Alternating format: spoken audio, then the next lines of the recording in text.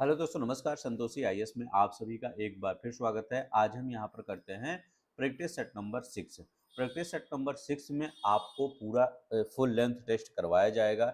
इससे पहले हमने प्रैक्टिस सेट नंबर 5 तक पूरा फुल लेंथ टेस्ट करवा दिया है, जाकर देख लीजिए। प्रैक्टिस सेट करने से क्या होगा, आपकी एक हैबिट बन जाएगी किस प्रकार से क्वेश्चन आएंगे। और ये जो प्रैक्टिस सेट है, ये जो आपका नया सिलेबस है, उसी के अकॉर्डिंग सब कुछ रखा गया है। तो बिना किसी देरी के हम शुरू करते हैं। अगर अच्छा लगेगा तो लाइक से सब्सक्राइब कर देंगे। पहला क्वेश्चन हम देखते हैं हमारा क्या कह रहा है। पहला क्वेश्चन हमारा कह रहा है, निम्नलिखित में से कौन सा ज्ञान के सिद्धांत पर बल देता है। करें, ज्ञान के सिद्धांत पर बल कौन देता है ये बताना है। तो ज्ञान के सिद्धांत पर बल कौन देता है ये बताना है। तो ज्ञान के सिद्धांत पर बल कौन देता है? उपनिषद। जो उपनिषद होता है वो ज्ञान के सिद्धांत पर बल देता है।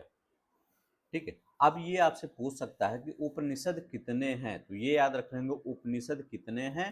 तो उपनिषद की संख्या 108 है, ये याद रखेंगे। उपनिषद की संख्या कितना है? 108 है। कहें, हम कहते हैं कि महापुराण कितना है। महापुराण, तो महापुराण कितने हैं? तो महापुराण 18 हैं। आपके महापुराण 18 हैं। हम कह रहे हैं वेदांग कितने हैं। वेदांग, वेदांग कितने हैं आपके? 6 वेदांग हैं। ठीक है, 6 वेदांग हैं। वेद कितने हैं? तो वेद आपके 4 हैं। तो वेदांग 6 हैं और वेद 4 हैं और 108 उपनिषद हैं। महापुराण 18 हैं। ये याद रख लेंगे, बहुत बार पूछा जाता है। कह रहे हैं योग दर्शन के प्रतिपादक कौन थे। तो योग दर्शन के प्रतिपादक कौन थे? पतंजलि। ये याद रख लेंगे, योग दर्शन के प्रतिपादक पतंजलि थे। सांख्य दर्शन के प्रतिपादक कौन थे? ये कपिल मुनि थे। कौन थे? कपिल मुनि थे। ऐसे ऐसे याद कर लेंगे, आपका सब कुछ याद हो जाएगा। ठीक है, हम हर चीज को डिटेल में करवा के चलते हैं। ठीक है। दूसरा कर रहे हैं, विजयनगर साम्राज्य के संस्थापक कौन थे। विजयनगर साम्राज्य के संस्थापक आपको पता होगा। यहाँ पर ये डी वाला, पहला वाला डी था ना, दूसरा वाला यहाँ उपर्युक्त में से कोई नहीं होगा, क्योंकि इसके संस्थापक कौन थे? ये हरिहर थे और बुक्का थे। याद रख लेंगे, हरिहर और बुक्का विजयनगर साम्राज्य के संस्थापक थे। ठीक है। इस ये दो भाई थे। ये विजयनगर की स्थापना कब हुई थी? तो 1336 ईस्वी में विजयनगर साम्राज्य की स्थापना हुई थी। अच्छा, विजयनगर जो साम्राज्य था उसमें निम्न राजवंशों ने शासन किया था। जो विजयनगर साम्राज्य था उसमें निम्न राजवंशों ने शासन किया था। कौन कौन से राजवंश थे? तो पहला राजवंश याद रख लेंगे, संगम वंश। ठीक है, संगम वंश ये शासन किया था। दूसरा कौन सा याद रखेंगे? सालु वंश। याद रख लेंगे कौन सा? सालु वंश ये। ठीक है। तीसरा आपका तुलु वंश। क्या याद रखेंगे? तुलु वंश। ये बहुत इंपॉर्टेंट क्वेश्चन है, ये क्वेश्चन पूछा भी गया है। तो ये तीसरा आपका साम्राज्य, वो आपका यहाँ पर राजवंश था, तुलु वंश। चौथा कौन था आपका? चौथा था अरावीडू। क्या याद रख लेंगे? अरावीडू। अराबीडू। चौथा अराबीडू था। तो पहला संगम वंश था इसी विजयनगर साम्राज्य में। दूसरा सालू वंश था। कौन था? सालू वंश था। तीसरा तुलु वंश था। चौथा कौन सा था? अराबीडू था। बाल विवाह अवरोध अधिनियम 1929 को निम्नलिखित किस अन्य नाम से जाना जाता है। करें, जो बाल विवाह अवरोध अधिनियम 1929, अगर आपको ना पता हो तो इसी 1929 से आप याद कर लेंगे। कौन सा था? ये शारदा अधिनियम था। याद रख लेंगे कौन सा था? शारदा अधिनियम था। अब ये मत समझिएगा शारदा किसी मतलब जैसे लग रहा है गर्ल्स का नाम है, लेकिन ये गर्ल्स नहीं है। ये अजमेर के एक प्रसिद्ध शिक्षाविद थे। ठीक है, उनका नाम था हर विलास शारदा। याद रख लेंगे, उनका नाम हर विलास शारदा था। उन्होंने क्या कहा था? उन्होंने कहा था कि लड़कियों की जो उम्र होनी चाहिए वो 14 वर्ष होनी चाहिए। ठीक है। और जो लड़कों की उम्र होनी चाहिए वो 18 वर्ष होनी चाहिए। कौन कहा था? हर विलास शारदा ने कहा था लड़कियों की उम्र 14 वर्ष, फिर 18 वर्ष। लेकिन बाद में उन्होंने संशोधन भी कर दिया था। बाद में संशोधन करके 18 वर्ष आपका लड़कियों का बोल दिया गया था और ये जो लड़कों का था वो 21 वर्ष बोल दिया गया था। ठीक है, इन्हीं के नाम पर यह शारदा अधिनियम पड़ा। लेकिन आपको याद रखना है 14 और 18। ठीक है, ये कौन सा अधिनियम था? 1929 का शारदा अधिनियम था।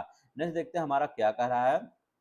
करें 1828 में ब्रह्म समाज की स्थापना निम्नलिखित में से किसके द्वारा की गई थी? ब्रह्म समाज की स्थापना किसके द्वारा की गई थी? तो बहुत ही सिंपल क्वेश्चन है। किसके द्वारा की गई थी? राजा राम मोहन राय के द्वारा किया गया था। ब्रह्म समाज की स्थापना 1828 में किया गया था, ये क्वेश्चन में भी दिया गया है। हम कह रहे हैं स्वामी विवेकानंद ने रामकृष्ण मिशन की स्थापना की थी। कब किया था? 1897 में इन्होंने रामकृष्ण मिशन की स्थापना किया था। दयानंद सरस्वती ने किसकी स्थापना किया था, ये बताना है।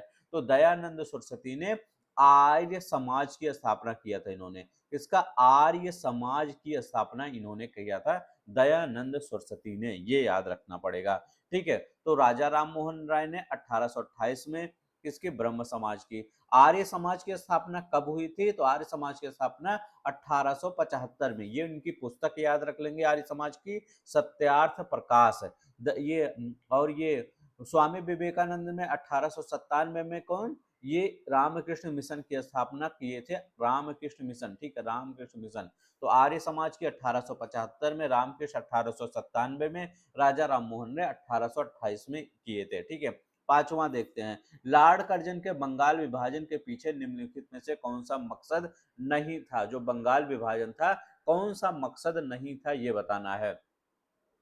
तो यहाँ पर कौन सा मकसद नहीं था? करें बंगाल राष्ट्रीय के मूल पर हमला, बंगाली राष्ट्रीयता के मूल पर हमला, ये तो कर्जन का उद्देश्य था। बांटो और शासन करो, ये नीति तो उनकी पूरी चलती ही थी। ब्रिटिश राज की शक्ति का प्रदर्शन, ये भी था। सरकार के प्रशासनिक भार को सहज करना, ये गलत था। यही तो वो बता रहे थे कि प्रशासनिक भार को कम करना, लेकिन वो गलत बता रहे थे। बंगाल विभाजन कब हुआ? तो बंगाल विभाजन की घोषणा 19 जुलाई 1905 में हुआ। ठीक है, 1905 में। लेकिन अगर हम कहते हैं इसको लागू कब किया गया? 16 अक्टूबर 1905 को लागू किया गया, 16 अक्टूबर 1905 को। ठीक है, याद रख लेंगे बंगाल विभाजन। ठीक है, तो बंगाल विभाजन याद रख लेंगे, बहुत इंपॉर्टेंट है, बार बार पूछा जाता है। ठीक है, बंगाल विभाजन। ठीक है, चलते हैं नेक्स्ट देखते हैं हमारा क्या है। कह रहे हैं भारतीय संविधान के संघवाद निम्न में से किस देश से लिया गया है? कह रहे हैं भारतीय संविधान का जो संघवाद है वो किस देश से लिया गया है, ये बताना है। तो भारतीय संविधान का अगर संघवाद देखते हैं तो वो किससे लिया गया है? तो वो याद रख लेंगे कनाडा से लिया गया है। याद रख लेंगे कहाँ से? कनाडा से लिया गया है। अगर हम कहते हैं यूएस के संविधान से क्या लिया गया है, पहले ये बताना है। यूएस के संविधान से हमारा फंडामेंटल राइट लिया गया है। क्या लिया गया है? यहाँ थोड़ा जूम करता हूं तो आपको दिखे। ठीक, यूएस के संविधान से क्या लिया गया है? फंडामेंटल राइट लिया गया है। इसके बाद क्या पाए?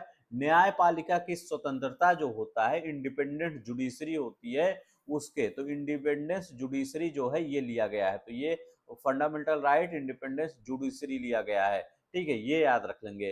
अब तीसरा क्या लिया गया है?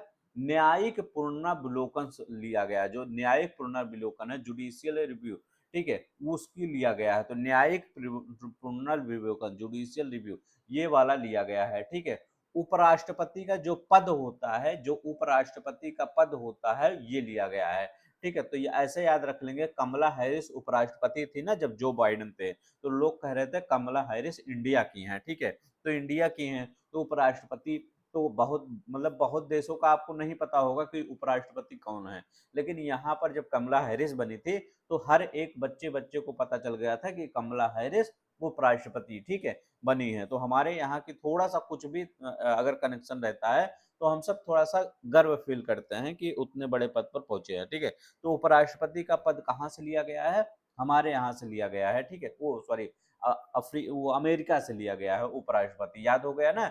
उच्चतम न्यायालय, उच्च न्यायालय के न्यायाधीशों का अगर पद से हटाना है, चाहे हाई कोर्ट के या सुप्रीम कोर्ट के न्यायाधीश जो होते हैं, इनको पद से हटा देना है, तो कहाँ से लिया गया है? ये भी यूएस से ही लिया गया है। इसके बाद और सबसे इंपॉर्टेंट क्या है, राष्ट्रपति पर महाभियोग, ठीक है, इम्पीचमेंट, जो प्रेसिडेंट पर इम्पीचमेंट होता है वो कहाँ से लिया गया है, यहीं से लिया गया है, ठीक है। तो याद रख लेंगे राष्ट्रपति पर जो इम्पीचमेंट होता है वो कहाँ से लिया गया है, यहीं से लिया गया है। तो ये सब याद रख लेंगे। सबसे ज्यादा कौन सा है, राष्ट्रपति पर impeachment, high court supreme court के न्यायाधीश को हटाना, ये क्या कौन है, उपराष्ट्रपति, ठीक है, उपराष्ट्रपति जो है यहां से लिया गया। जुडिशियल रिव्यू, इंडिपेंडेंस जुडिशरी है, इंडिपेंडेंस जुडिशरी मतलब क्या है, न्यायपालिका को कार्यपालिका और विधायिका से अलग करना, यही इंडिपेंडेंस जुडिशरी होता है, ठीक है। न्यायपालिका को न्यायपालिका को कार्यपालिका और विधायिका से अलग करना, ठीक है।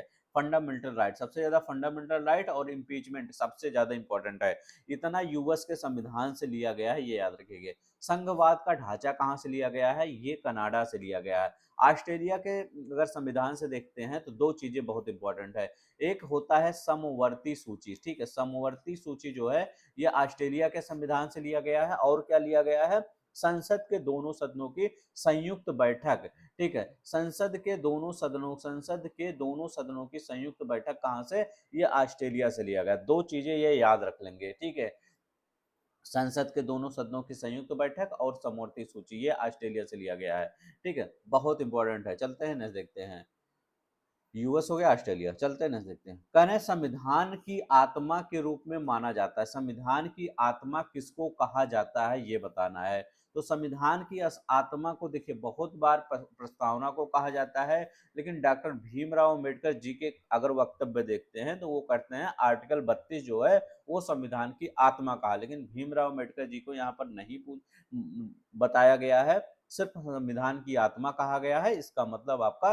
प्रस्तावना होगा। तो प्रस्तावना आपका संविधान की आत्मा होता है, ठीक है, तो याद रख लेंगे संविधान प्रस्ताव, ये संविधान की आत्मा होती। अच्छा ये बताइए, हम कहते हैं कि जो प्रस्तावना में प्रयुक्त शब्दावली है, ठीक है, हम भारत के लोग, ये कहां से लिया गया है, शब्दावली, दो चीजें होता है प्रस्तावना में, ठीक है, एक होता है मूल विचार, कह रहे हम कह रहे हैं मूल विचार, ठीक है, एक मूल विचार, एक होता है लैंग्वेज, ठीक। तो मूल विचार और लैंग्वेज, अगर मूल विचार की बात करते हैं तो यूएसए से लिया गया है, और संविधान की जो भाषा होती वो होती है भाषा, वो कहाँ से लिया गया है, वो ऑस्ट्रेलिया से लिया गया है।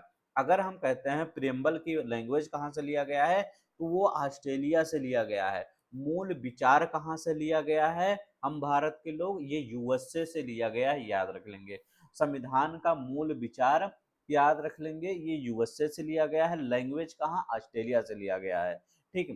प्रस्तावना कब पारित किया गया है, तो प्रस्तावना 13 दिसंबर 1946 को, ठीक है, 13 दिसंबर 1946 को याद रख लेंगे, ठीक है। जो उद्देश्य प्रस्ताव था किसका, नेहरू जी का, बहुत चीजें वहीं से अडॉप्ट किया गया यहाँ पे, ठीक है। तो ये याद रख लेंगे, बहुत इंपॉर्टेंट है, हर बार यहाँ से क्वेश्चन आपका प्रस्तावना से पूछता है, ठीक है। चलते हैं हम नेक्स्ट देखते हैं, कह रहे हैं पंचायती राज व्यवस्था के तहत ग्राम सभा के सदस्य कौन होते हैं, कह रहे हैं पंचायती राज व्यवस्था के तहत ग्राम सभा के सदस्य कौन होते हैं। मान लीजिए आप हैं, ठीक, आपकी एज कितनी है, आपकी एज 25 साल है, और आपका ना जो आपका ग्राम सभा है उसमें मतदाता सूची में अगर एक दिन प्रधान आए हैं या कोई इलेक्शन कमीशन वाला ये अधिकारी आए हैं, तो वो कहे कि आपका नाम कहाँ पर है, आपका नाम इसमें है, आपका नाम मान लीजिए मोहन है, आपका नाम मोहन है, मोहन का नाम क्या है, इसमें है, ठीक है। तो आपका नाम मोहन है और मोहन का नाम किसमें है, इसमें है, ठीक है, इस मतलब जो आपका मतदाता सूची है वो, तो आप क्या हो गए, आप हो गए उस ग्राम सभा के सदस्य, ठीक है। ये याद रख लेंगे, बहुत इंपॉर्टेंट है। जिनकी उम्र 18 वर्ष से कम पूरा है, ये देखिए ये ना 18 वर्ष से जिनकी उम्र पूरा है और उनका नाम मतदाता सूची में होना चाहिए, बहुत इंपॉर्टेंट है। 18 वर्ष से पूरा हो और मतदाता सूची में है तो वो ग्राम सभा के सदस्य, मान लीजिए आपकी बुआ आ गई, कौन सी आ गई, आपकी बुआ आ गई, ठीक है, और आपकी बुआ का नाम आपके गांव के मतदाता सूची में नहीं है, तो वो ग्राम सभा के सदस्य नहीं होंगी, याद रख लेंगे। आपके मामा आ गए, अब आपके मामा का वहां पे जहां से मामा आए हैं वहां होगा ना, आपके गांव में थोड़ी होगा, तो वो ग्राम सभा के सदस्य नहीं होंगे। तो ये भी मत सोचिएगा जो जीत गया इलेक्शन वही ग्राम सभा के सदस्य होते हैं, नहीं। अगर आपकी एज 18 साल है और आपकी जो मतदाता सूची में आपका नाम है, जो अभी एसआईआर चल रहा है ना, तो मतदाता सूची में आप हैं, तो वो आपका, आपके घर छोटा सा बच्चा है, मान लीजिए वो 18 मतलब वो 8 साल का है, ठीक है, वो 8 साल का है, लेकिन वो ग्राम सभा का सदस्य नहीं हो सकता। क्यों नहीं हो सकता? क्योंकि वह 18 साल का नहीं हुआ है। तो यहाँ पर क्या कह सकते हैं, पंचायत क्षेत्र में मतदाता के रूप में पंजीकृत किए गए सभी वयस्क सदस्य मतदाता के रूप में कब पंजीकृत किए जाएंगे, जब 18 साल के हो जाएंगे, ठीक है। ऐसे याद कर लीजिए, कभी नहीं भूलेंगे, नहीं तो बार बार कंफ्यूज होते होंगे कौन ग्राम सभा के सदस्य। ये मत सोचिएगा जो वहाँ एक क्या होता है, बीडीओ का इलेक्शन होता है और एक सदस्य वाले भी इलेक्शन होते हैं, आप सब सोचते होंगे कि जो जीत गया वही हो गया ना। जैसे प्रधानी जब होता है, एक बीडीओ उसी में होता है, ठीक है, और उसी में एक ग्राम सभा के सदस्य भी होते हैं। लेकिन आप सोचते होंगे वही होंगे, वही ग्राम सभा, नहीं। आप भी, आप कुछ मत करिए, ठीक है, अपना आप जॉब जाइए, सुबह शाम को आइए, घर पे बैठे रहिए, कुछ भी मत करिए। लेकिन अगर आपकी मतदाता सूची में नाम है, 18 साल के हैं, तो आप ग्राम सभा के सदस्य हो जाएंगे ऑटोमेटिक, ठीक है, ठीक है। तो ये 8वां आपका कौन सा सही है? ये आपका सी वाला सही है, ठीक है। याद आ गया आपको कि नहीं? अब हम एक बार यहाँ पर क्या देख लेते हैं, जितने भी ग्राम ये पंचायत से रिलेटेड जो आर्टिकल होते हैं उनको एक बार देख लेते हैं, क्योंकि यहाँ पर ये बहुत हिस्सा इंपॉर्टेंट है, बार बार यहाँ से पूछता है। अब हम यहाँ पर एक बार देख लेते हैं कि यहाँ पर यहाँ क्या कह रहा है, यहाँ कह रहा है कि 243 ए हम क्या कह रहे हैं, दो ग्राम सभा की बात करता है, ग्राम सभा की बात करता है, याद रख लेंगे। क्या होता है, ए मतलब असेंबली, असेंबली, ए मतलब असेंबली ना, तो असेंबली मतलब सभा, ऐसे याद रख लेंगे, ट्रिक से बता रहा हूँ, याद कर लीजिए। कह रहे 243 बी क्या कहता है, बी मतलब बुल्ड, BUILD, बुल्ड मतलब गठन, तो ग्राम सभा का गठन होता है, ठीक है, ऐसे याद कर लीजिए। ए मतलब असेंबली, तो ग्राम सभा। 243 बी मतलब क्या है, बुल्ड, गठन। अब देखिए 243 सी, ठीक है, 243 सी ये क्या कहता है, पंचायतों की संरचना कहता है। तो याद रख लेंगे, पंचायतों की संरचना, सी मतलब क्या होता है, सी मतलब होता है कंस्ट्रक्शन। कोई कंस्ट्रक्शन करते हैं तभी तो संरचना बनता है, तो कंस्ट्रक्शन पंचायतों की संरचना की बात करता है, याद रखेंगे। 243 डी कहता है, कहे 243 डी कहता है, तो डी मतलब क्या होता है, दया, दया मतलब क्या होता है, आरक्षण, तो आरक्षण देके क्या करते हैं, कहते हैं दया, मतलब मैं ऐसा नहीं कर रहा हूँ, सिर्फ ट्रिक के लिए बता रहा हूँ, ठीक है, आप सब गलत मत समझिएगा, ठीक है। दया नहीं, इन सबका हक है, ठीक है, इनको आगे थोड़ा सा बढ़ाने के लिए। तो SC ST OBC क्या कर रहे हैं यहाँ पर, डी मतलब दया, तो आरक्षण ऐसे याद कर लीजिए, बस ऐसे याद कर लीजिए, इसे किसे उसमें मत लीजिएगा, ठीक है, आपसे रिक्वेस्ट है। अब देखिए 244 आपका दो सॉरी 243 ई मतलब क्या होता है, ई मतलब है पंचायतों का कार्यकाल, तो याद रख लेंगे पंचायतों का कार्यकाल, तो कार्यकाल ईयर होता है ना, ई मतलब ईयर, ऐसे वाई रहता है लेकिन ई से याद कर लीजिएगा, ई मतलब ईयर, ठीक है, ये याद हो गया। अब हम कहते हैं 243 हो गया, 243 ई के बाद एफ होता है, एफ मतलब फेल, सदस्यों की योग्यताएं, ठीक है, सदस्यों की अयोग्यताएं जो होती है, कि सदस्यों की अयोग्यताएं क्या होती है, उसमें फेल होता है क्या पास होता है, तो याद रख लेंगे सदस्यों की योग्यताएं, तो याद रख लेंगे क्या है, सदस्यों की योग्यताएं। अब देखिए एफ हो गया ना, 243 EF जी, ठीक है, जी क्या होता है, अब देखिए जी मतलब जीनियस, जी मतलब क्या होता है, जीनियस, तो पंचायतों की शक्तियां जो जीनियस होगा उसी के पास तो शक्तियां होंगी, और उत्तरदायित्व, तो पंचायतों की शक्तियां होती हैं और क्या होती हैं, और उत्तरदायित्व होता है, याद रखेंगे उत्तरदायित्व, ठीक है, तो याद रख लेंगे पंचायतों की शक्तियां और उत्तरदायित्व जी होता है, ठीक है, याद करते चलिए, यहाँ पर मैं याद करवा दूंगा, ठीक है। अब देखिए 243 नहीं, 243 जी के बाद यच आता है, तो याद रख लेंगे हाई टैक्स, हाई टैक्स नहीं लगता, बहुत मिनिमम टैक्स लगता है, लेकिन यच से हाई याद रख लेंगे, याद रख लेंगे यहाँ पर टैक्स लगाया जाता है, पंचायतों द्वारा लगाया गया टैक्स होता है। 243 आई क्या कहता है, तो आई क्या होता है, आई मतलब इनकम होता है, तो इनकम मतलब वित्त होता है, तो वित्त याद रख लेंगे वित्त। तो 243 आई मतलब क्या होता है, वित्त आयोग का गठन। तो यहाँ क्या है, वित्त आयोग का गठन, वित्त आयोग का गठन 243 हो गया। इसके बाद क्या हो गया, 243 आई हो गया, आई के बाद जे हो गया 243 जे। तो 243 जे क्या होता है, तो 243 पंचायतों के लेखाओं का संपरीक्षा। तो परीक्षा मतलब जे मतलब जांच, जो पंचायतों का लेखा परीक्षा होता है उसकी जांच करना होता है। के मतलब क्या होता है, 243 के मतलब क्या होता है, के मतलब होता है पंचायतों का निर्वाचन। तो पंचायतों का जो निर्वाचन होता है वो 243 के होता है। तो ऐसा नहीं होता, जैसे जब इलेक्शन हो जाता है तो गांव में तो कहते नहीं है, जब रिजल्ट जिस दिन आता है कहते हैं भैया के जीता, के जीता, कहते नहीं है के जीता। तो कहते ना ऐसे देखे, अवधी भाषा में बोला जाता है के जीता, ठीक है, या भोजपुरी में बोला जाता है के जीता। तो के जीता मतलब क्या है, के जीता, जब इलेक्शन होगा तब निर्वाचन होगा, इलेक्शन होगा तभी तो जीतेंगे। तो के से याद रख लेंगे, यही याद ना, याद हो गया कि नहीं, तो के जीता। तो याद रखो 243 का निर्वाचन होगा, 243 क्या होगा, 243 जे के एल, एल मतलब क्या है, कानून संघ क्षेत्रों में लागू होना, यह कानून संघ तथा राज्य क्षेत्रों में लागू होना। एल मतलब लागू होना, तो लागू क्या होगा, कानून लागू होगा, एल मतलब लागू होना। अब देखिए 243 हो गया, 243 आई जे के एल एम हो गया, एम क्या हो गया, मानना, अगर कुछ क्षेत्रों में लागू नहीं होता ना, मना करना, मतलब यह है कुछ क्षेत्रों में लागू नहीं होगा। जैसे नागालैंड वागलैंड में पंचायतें नहीं चलती है ना, ठीक है, तो कुछ क्षेत्रों में लागू नहीं होता, मना करना, तो यहाँ मना है, ठीक है, तो यहाँ पर लागू, यल मतलब क्या है, लागू करना हर जगह, एम मतलब मना करना, ठीक है, तो याद रख लेंगे, यम मतलब मना। एन मतलब क्या होता है, 243 ए, 243 एन, निरंतर विधियों और पंचायतों का बना रहना। तो विधियों और पंचायतों का बना रहना ये एन होता है, ठीक है, एन मतलब, एन मतलब निरंतर, विधियों और पंचायतों का बना रहना एन मतलब निरंतर होता है।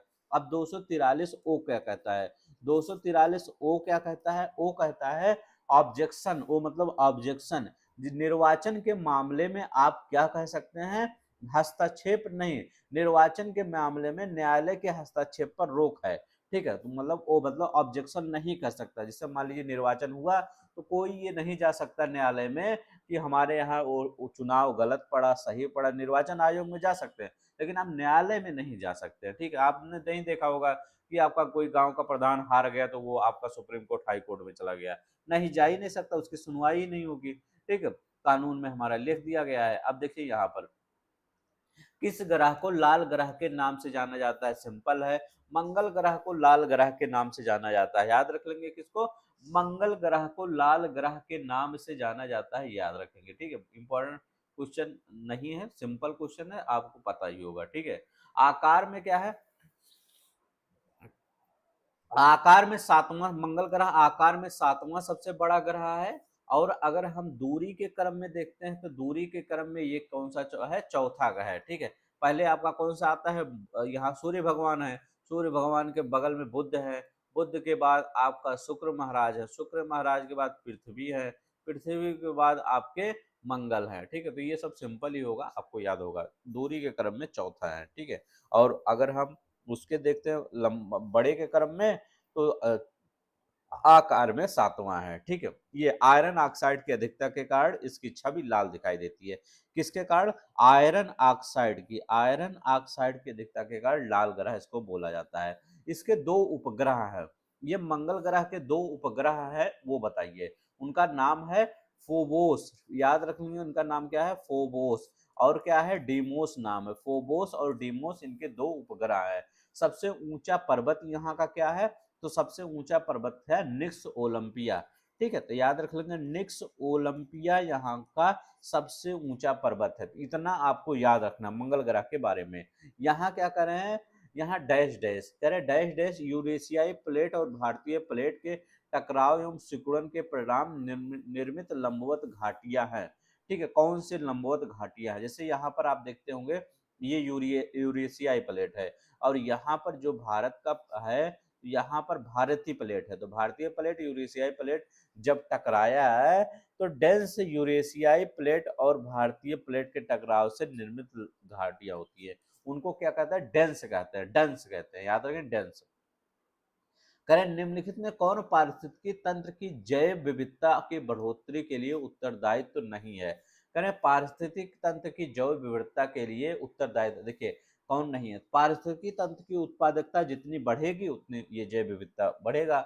मध्य व्यवधान, ठीक है, मध्य व्यवधान, पारिस्थितिकी तंत्र की आयु कह रहे हैं, करें जो पारिस्थितिकी तंत्र की आयु है ये भी है, ठीक है। पोषण स्तरों की कमी है, तो पोषण स्तरों की कमी अगर होगी, अगर किसी जानवर को, किसी पेड़ पौधों को उसका खाना नहीं मिलेगा तो क्या होगा, उसका अगर खाना नहीं मिलेगा तो वो क्या, वो बढ़ेगा, पारिस्थितिकी तंत्र नहीं है, उत्तरदायित्व तो नहीं है, बढ़ोतरी के लिए उत्तरदायित्व नहीं है, पोषण स्तरों की कमी।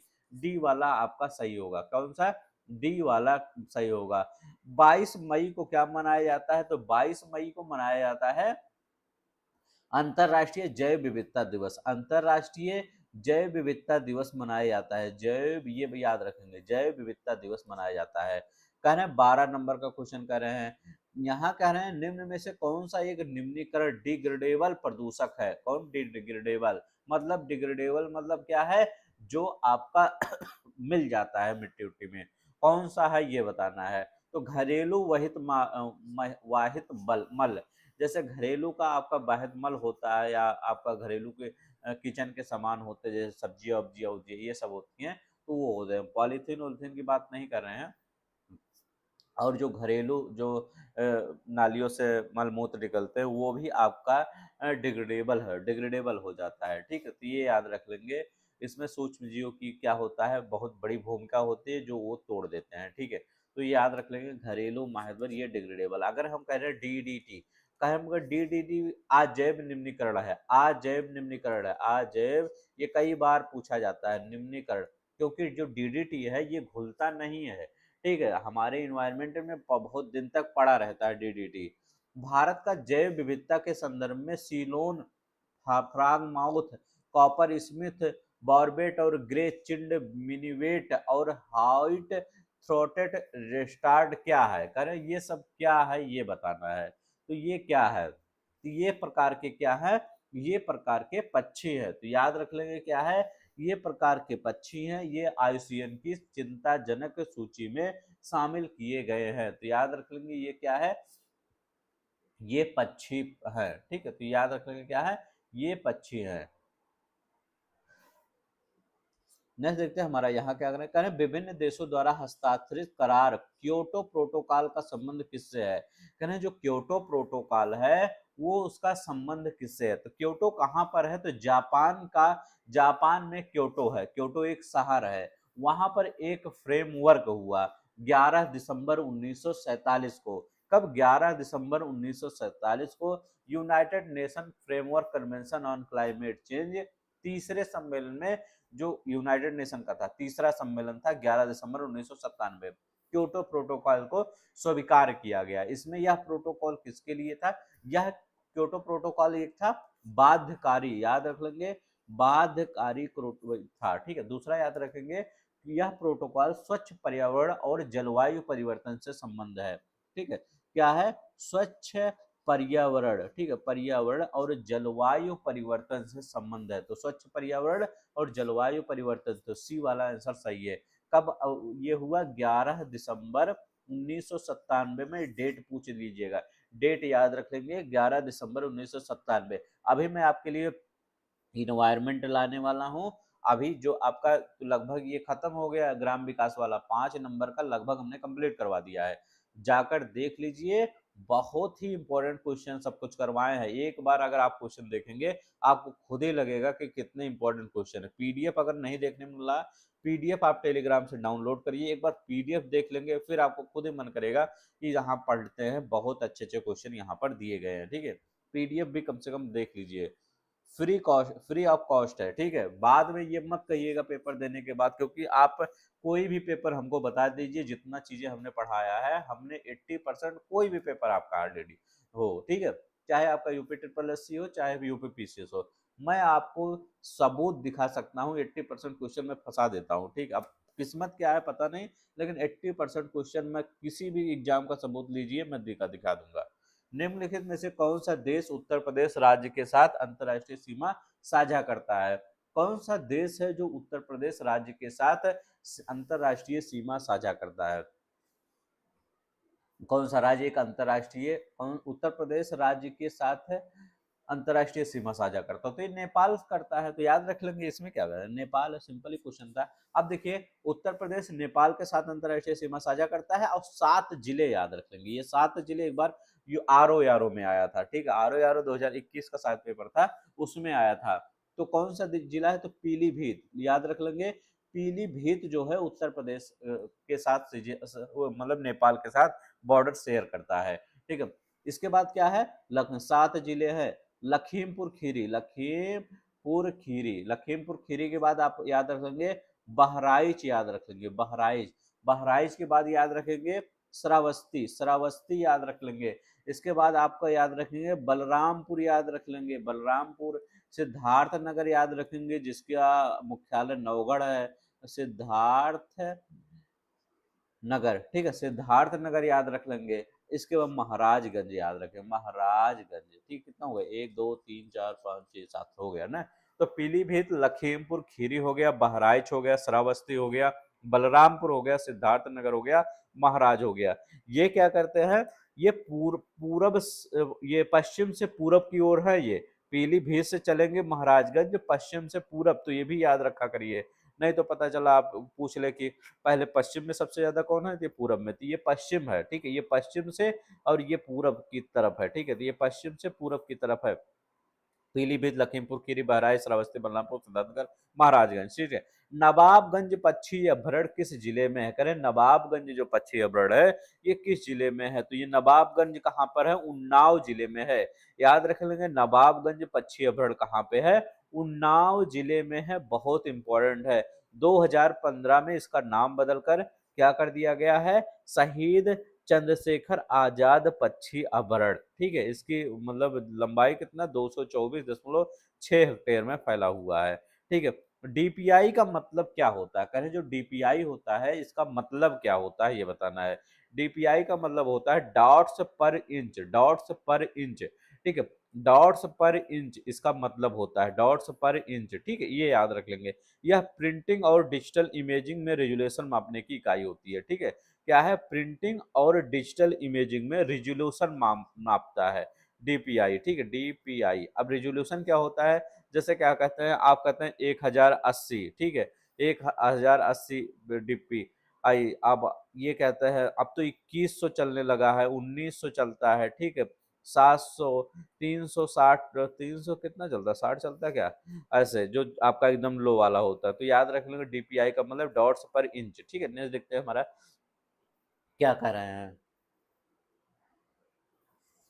करें, सॉफ्टवेयर जो प्रतियों को पुनर्वितरित करने के अधिकार के साथ उपलब्ध कराया जाता है। पुनर्वितरित, प्रतियों को पुनर्वितरित करने के अधिकार के साथ कराया जाता है, तो वो क्या कहता है? तो ये बताइए, वो मतलब क्या है? सॉफ्टवेयर जो प्रतियों, मान लीजिए आपके पास कोई क्या है, कोई आपके पास सीट है, ठीक है। अब उसको उस सीट को क्या करना है? उस सीट को किसी दूसरे के पास भेजना है, तो क्या बोलेंगे? हम कहेंगे शेयर कर देना, है ना। तो हम कहते हैं क्या है? शेयर कर। देखिए, आप ये मत सोचा करिए ये कंप्यूटर का सवाल है तो बहुत टफ होगा, कुछ नहीं, इसी में से आपको रहता है। कह रहे प्रतियों को पुनर्वितरित, पुनर्वितरित मतलब एक स्थान से दूसरे, जैसे आपका कोई दोस्त है, उसको भेज दिए ए, आपका दोस्त बी है उसको भेज दिए सी, आपका दोस्त उसको भेज दिए, तो वो पुनर्वितरित, तो उसको शेयर वेयर कहते हैं। तो शेयर वेयर जो निःशुल्क आप प्रयोग कर सकते हैं, आपको पैसे में कर सकते हैं, कुछ भी करें। निम्न कंद फसलों में से किसे गरीब का मित्र कहा जाता है? निम्न कंद फसलों में से किसे गरीब का मित्र कहा जाता है, ये बताना है। तो गरीब का मित्र कौन होता है? तो याद रख लेंगे, यहाँ पर कौन दिया है? तो यहाँ पर दिया है आलू। आलू को क्या कहा जाता है? आलू एक महत्वपूर्ण स्थान रखता है, इसकी उत्पादन क्षमता अन्य फसलों से अधिक होती है। देखिए, आगरा वगैरह में कितना आलू होता है, यह सस्ती फसल है, 10 रुपया किलो, 20 रुपया किलो बहुत ज्यादा होता है, मिल ही जाता है, ठीक है। जिस कारण इसको क्या होता है, गरीब का मित्र कहा जाता है। इस फसल का मूल रूप से दक्षिण अमेरिका का है। कहाँ का मूल रूप है, दक्षिण अमेरिका का, ठीक है। अब दक्षिण अमेरिका का चिली उली वाला एरिया, ठीक है। तो याद रखिए ये दक्षिण अमेरिका का मूल फसल है। इसमें कार्बोहाइड्रेट और विटामिन भरपूर मात्रा में पाया जाता है। सबसे ज्यादा कार्बोहाइड्रेट, कार्बोहाइड्रेट बहुत भरपूर मात्रा में पाया जाता है। आलू में एक फसल वो आलू फसल में एक रोग लगता है। कौन सा रोग होता है, उस रोग का नाम होता है झुलसा रोग। याद रख लेंगे, झुलसा रोग जो होता है ये आलू फसल में लगता है, ठीक है। उत्तर प्रदेश के किस शहर को कालीन नगरी कहा जाता है, ठीक है। उत्तर प्रदेश का कौन सा शहर है जिसको कालीन नगरी, भादोही जो आपका है इसको कालीन नगरी कहा जाता है। यार यहाँ गलीचा, यहाँ का कालीन आपका संसद भवन में भी बिछाया गया है। जो संसद भवन में कालीन है यहाँ का कालीन बिछाया गया है। आपका कालीन भदोही हुआ, मिर्जापुर हुआ, आगरा, वाराणसी, यहाँ पर बहुत अच्छे अच्छे कालीन मिलते हैं, लेकिन आपका भदोही सबसे ज्यादा है, ठीक है। मेरठ में क्या मिलता है, तो मेरठ में खेल का सामान मिलता है।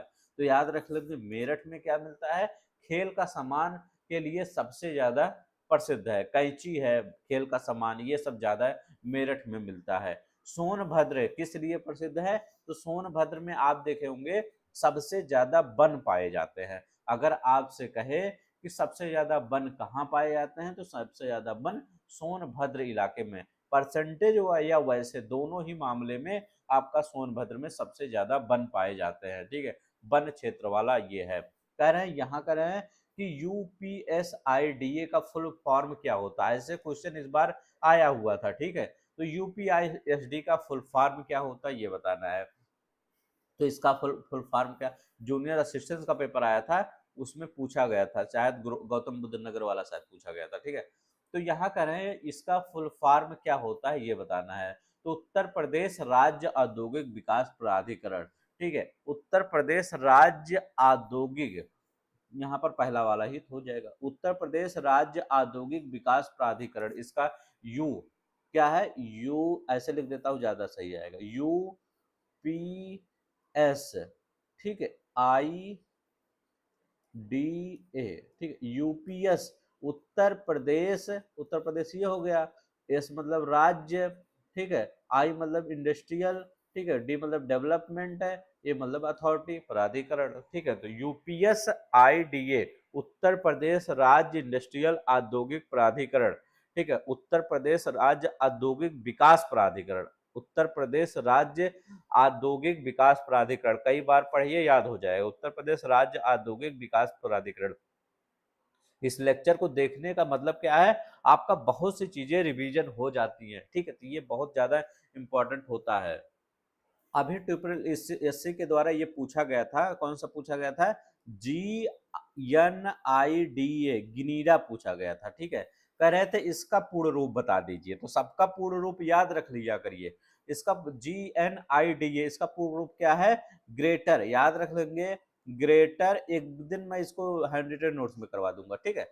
ग्रेटर नोएडा इंडस्ट्रियल, ठीक है, इंडस्ट्रियल पूरा जितना भी उत्तर प्रदेश के इस टाइप के है उसको सब मैं करवा दूंगा, ठीक है।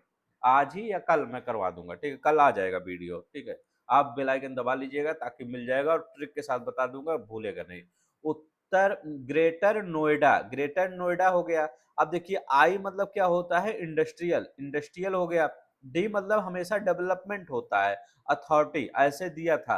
अब जब गलत क्वेश्चन वहां दिया था, गौतम बुद्ध इन्वेस्टमेंट यहाँ दे दिया गया था, डेवलपमेंट दिया गया था, तो आई मतलब वहां इन्वेस्टमेंट दे दिया गया था, ठीक है। अब यहाँ पर ग्रेटर नोएडा दे दिया गया, वो गौतम बुद्ध नगर एक ऑप्शन में दिए दिया गया था, क्या ग्रेटर नोएडा, ग्रेटर नोएडा वो सॉरी गौतम बुद्ध नगर दे दिया गया था, बट गौतम बुद्ध नगर नहीं है, greater Noida industrial development authority, क्या है, GNIDA, क्या है, गौतम बुद्ध वो ग्रेटर नोएडा, देखिए मैं भी गौतम बुद्ध पढ़ा, greater Noida, greater Noida industrial development authority, greater Noida industrial development authority, Uttar Pradesh राज्य इंडस्ट्रियल डेवलपमेंट अथॉरिटी, ऐसा पढ़ लीजिएगा ग्रीनलैंड और ये इसका, ठीक है। कई बार पूछता है, नहीं देखते हम यहाँ पर क्या करें, सोनभद्र में क्या मिलता है, इलाहाबाद में, ललितपुर, मिर्जापुर में। तो सोनभद्र, इलाहाबाद, ललितपुर और मिर्जापुर में ये बताइए क्या क्या यहाँ पर मिलता है। तो सोनभद्र में क्या है, कोयला मिलता है, बॉक्साइट मिलता है, लेकिन कोयला बॉक्साइट तो यहाँ है नहीं। तो सोनभद्र में हम चूना पत्थर याद रख लेंगे, चूना पत्थर भी यहाँ पर बड़े पैमाने पर मिलता है, तो चूना पत्थर याद रख लेंगे। प्रयागराज में, इलाहाबाद में क्या मिलता है, तो यहाँ पर आप याद रख लेंगे, जब प्रयागराज में सीसा बालू मिलता है, तो सीसा बालू आपका प्रयागराज में मिलता है। तो सीसा की बात करें प्रयागराज में, तो सीसा बालू प्रयागराज में। मिर्जापुर में नॉन प्लास्टिक फायर क्ले, तो मिर्जापुर में non plastic fire clay. Lalitpur में तांबा मिलता है, ललितपुर में तांबा मिलता है। नहीं देखते हैं, करें माना जाता है कि उत्तर प्रदेश के मध्य में स्थित है, माना जाता है कि उत्तर प्रदेश के मध्य में स्थित है में अपनी माँ को उपदेश देने के बाद गौतम बुद्ध ब्रह्मा देवराज इंद्र के साथ अवतीर्ण हुए थे। ठीक है, ये कहाँ पे तो है माना जाता है, तो संकसिया है कहाँ है, फरुखाबाद में, याद रख लेंगे, फरुखाबाद में संकसिया है। ठीक है, माँ को उपदेश देने के बाद गौतम बुद्ध ब्रह्मा देवराज इंद्र के साथ अवतीर्ण हुए थे फरुखाबाद में। ठीक है, तो ये याद रख लेंगे फरुखाबाद, ये इसका आंसर होगा। पर प्रसिद्ध संगीतकार स्वामी हरिदास किस मुगल शासक के समकालीन थे। स्वामी हरिदास कब से कब थे, 1480 से 1573 के समकालीन थे, 1573 के इनका था स्वामी हरिदास। और मुगल बादशाह अकबर कब कब से कब था, तो ये याद रख लेंगे, ये 1556 से 1605 ईस्वी तक ये मुगल बादशाह था। तो याद रख लेंगे, इसी के तो आसपास थे, तो याद रख लेंगे यहाँ पर क्या होगा, ये अकबर के समकालीन थे। तो याद रखना किसका, अकबर के समकालीन थे। इनका जन्म 1480 ईस्वी में वृंदावन, उत्तर प्रदेश के वृंदावन में हुआ था। ठीक है, वृंदावन के निकट राजपुर नामक गांव में हुआ था, राजपुर नामक गांव में हुआ था। ये किस मत के थे, कौन से, हरिदास, ये निम्बार्क मत के सखी संप्रदाय के प्रवर्तक थे। याद रख लेंगे, ये पूछा गया है आपके, निम्बार्क मत के सखी संप्रदाय के प्रवर्तक थे। तो ये याद रख लेंगे कब, निम्बार्क मत के सखी संप्रदाय के प्रवर्तक थे। ठीक है, तो अकबर के समकालीन थे, यहाँ पर अकबर हो जाएगा आपके। और अकबर का 1556 से 1605 था, तो इनका 1480 थे, 1573 था। तो मतलब उनके मतलब जब कितना हो गया था, ये हो गए थे लगभग 70, 20 इधर हो जाएगा और 50 इधर हो जाएगा, मतलब जो 70 साल के हो गए थे, तब इसके बाद अकबर का जो पीरियड था वो चला था, तो वहां पे था। तो अकबर याद रखें, निम्बार्क मत के थे।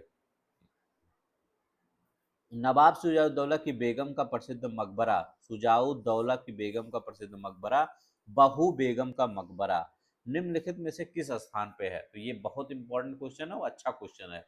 तो ये कहाँ पे है ये बताना है। सुजाउद्दौला का नवाब बहू बेगम का मकबरा फैजाबाद अयोध्या में स्थित है, याद रख लेंगे, फैजाबाद अयोध्या में स्थित है। कहाँ पर, फैजाबाद अयोध्या में। ठीक है, तो फैजाबाद अयोध्या में स्थित है। कुंभ मेला हिंदुओं का सबसे बड़ा धार्मिक जमावड़ा लगभग हर 12 वर्षों में किन 4 तीर्थ स्थलों की जगहों की नदी के तट पर मनाया जाता है। तो कुंभ मेला आपने अभी देखा होगा कि कुंभ मेला हुआ था, ठीक है, 2025 में। आपने क्या देखा था, यहाँ पर कितनी पब्लिक जुटी थी। ठीक है, तो वो कह रहे हैं कहाँ कहाँ पर ये होता है, तो ये याद रख लेंगे, प्रयागराज में, प्रयागराज के बाद उज्जैन में होता है, तो प्रयागराज के बाद कहाँ, उज्जैन में होता है, उज्जैन के बाद हरिद्वार में होता है, हरिद्वार के बाद नासिक में होता है। प्रयागराज में कौन सी नदी है, तो पता होगा, गंगा, जमुना और एक पौराणिक नदी है सरस्वती। उज्जैन में किस नदी के किनारे होता है, तो उज्जैन में शिप्रा नदी के किनारे होता है, शिप्रा नदी के किनारे। हरिद्वार में किस नदी के किनारे, गंगा तट के पास होता है हरिद्वार में, याद रहे हरिद्वार में। नासिक में किस में, तो नासिक में गोदावरी नदी। ठीक है, नासिक में गोदावरी नदी के तट पर होता है। तो प्रयागराज, उज्जैन, हरिद्वार, नासिक। ठीक है, तो ये याद रख लेंगे, नासिक में गोदावरी नदी के तट पर होता है। करें, निम्न में कौन सा स्थान सितार और सुरबहार के इमदाद खनी घराना के लिए जाना जाता है। ठीक है, कह रहे हैं कि कौन सा स्थान सितार और सुरबहार के इमदाद खनी घराना के लिए जाना जाता है, तो ये कौन सा है, तो कौन सा, इटावा घराना है। तो इटावा घराना याद रखें, कौन सा, इटावा घराना है। ठीक है, इमदाद खरी मतलब संस्थापक थे इसके। ठीक है, इटावा घराना के न। प्रसिद्ध संगीत गिरजा देवी का संबंध किससे है, कह रहे हैं प्रसिद्ध संगीतज्ञ गिरजा देवी का संबंध किससे है, तो गिरिजा देवी का संबंध बनारस घराने से है। तो याद रख लेंगे क्या है, बनारस घराने से है ये इनका। गिरिजा देवी को पद्म श्री मिला है, पद्म श्री गिरिजा देवी को कब मिला है, 1972 में पद्म श्री मिला है। पद्म भूषण मिला है, पद्म भूषण कब मिला है, तो 1989 में मिला है पद्म भूषण। पद्म विभूषण मिला है गिरिजा देवी को, पद्म विभूषण। तो पद्म विभूषण कब मिला है, 2016 में पद्म विभूषण मिला है। इनका 28 वर्ष की आयु में कोलकाता में 24 अक्टूबर 2017 में इनका निधन हो गया। ठीक है, तो 88 वर्ष की आयु में कोलकाता में 24 अक्टूबर 2017 में इनका निधन हो गया। पद्मश्री 72 में, पद्म भूषण 89 में, पद्म विभूषण 2016 में और 88 वर्ष की आयु में निधन हो गया। ये बनारस घराने से संबंधित ठुमरी गायन के लिए ये प्रसिद्ध थी, याद रखेंगे, ठुमरी गायन के लिए प्रसिद्ध थी। ठीक है, देखे करें अब यहाँ पे देखिए गायक और गायन शैली और विद्या, करें राजन साजन मिश्र, करें राजन साजन जो मिश्र हैं वो ध्रुपद गायक, ये एकदम सही है, ध्रुपद गायक के लिए है राजन साजन मिश्र। ताज बेगम क्या है, ये कृष्ण भक्ति, ठुमरी ठप्पा नहीं, कवित्री है, याद रखें कवित्री कैसे लिखा जाता है, कवित्री ऐसे लिखा जाता है। ये क्या है, कृष्ण भक्ति, ये याद रख लेंगे। अब देखिए बड़ी मैना, तो बड़ी मैना ये क्या है, कौन सा, सुमेलित नहीं है। ठीक है, बड़ी मैना आपका एक, ठीक है, तो ये बड़ी मैना कजरी के लिए नहीं प्रसिद्ध थी, ये ठुमरी के लिए प्रसिद्ध थी। ठीक है, मैना देवी इसके नाम से इनको, ये बनारस घराने की थी। ठीक है, ये बड़ी मैना कहाँ से थी, बनारस घराने से थी। ठीक है, याद रखिए ठुमरी, ठुमरी गायक के लिए प्रसिद्ध है बड़ी। अम्बजी चतुर्वेदी ध्रुपद, ये सही है। यहाँ पर दो गलत है, ये भी गलत है, ये भी। ताज बेगम कवित्री थी, कृष्ण भक्ति। बड़ी मैना ये याद रखेंगे ठुमरी के लिए, बनारस घराने के, तो दोनों गलत है। ठीक है, उपयुक्त में से कोई नहीं कर सकते हैं आपका। प्रसिद्ध सितार वादक नवाब इनायत खान उत्तर प्रदेश से संबंधित थे। नवाब इनायत खान जो है ये, तो याद रख लेंगे ये सितार वादक थे, पहले तो ये याद रख लेंगे सितार वादक थे इनायत खान, क्योंकि क्या है कभी कभी पूछ लेता है किस वाद्य यंत्र से संबंधित है। इनका जन्म 1894 में हुआ था, 1894 में हुआ था। कहाँ पे हुआ था, इटावा में हुआ था। तो याद रख लें उत्तर प्रदेश से इटावा से संबंधित थे। कौन थे, नवाब इनायत खान सितार से संबंधित, इटावा घराने की प्रसिद्ध शैली विकसित की थी। ठीक है, किया इन्होंने। इनकी 1938 में मृत्यु हो गई, तो इटावा घराने से थे। उत्तर प्रदेश के किस जिले में किछौछा दरगाह शरीफ स्थित है, करें उत्तर प्रदेश के किस जिले में किछौछा दरगाह शरीफ स्थित है, ये बताना है 31 नंबर का। तो कहाँ पर किछौछा प्रसिद्ध दरगाह है, तो ये याद रख लेंगे, ये अंबेडकर नगर में। किछौछा का प्रसिद्ध सूफी संत सैयद महमूद अशरफ जहांगीरी अशरफी की दरगाह कहाँ पे है, ये अंबेडकर नगर में जिले में स्थित है। याद रख लेंगे कौन सा, अंबेडकर नगर जिले में स्थित है। किछौसा दरगाह अंबेडकर नगर में है। करें उत्तर प्रदेश महिलाओं से संबंधित पहली पत्रिका 1874 में प्रकाशित करने का भी श्रेय जाता है। उत्तर प्रदेश महिलाओं से संबंधित पहली पत्रिका 1874 में प्रकाशित करने का श्रेय जाता है, जिसके संपादक भारतेंद्र हरिश्चंद्र थे, ये बताना है।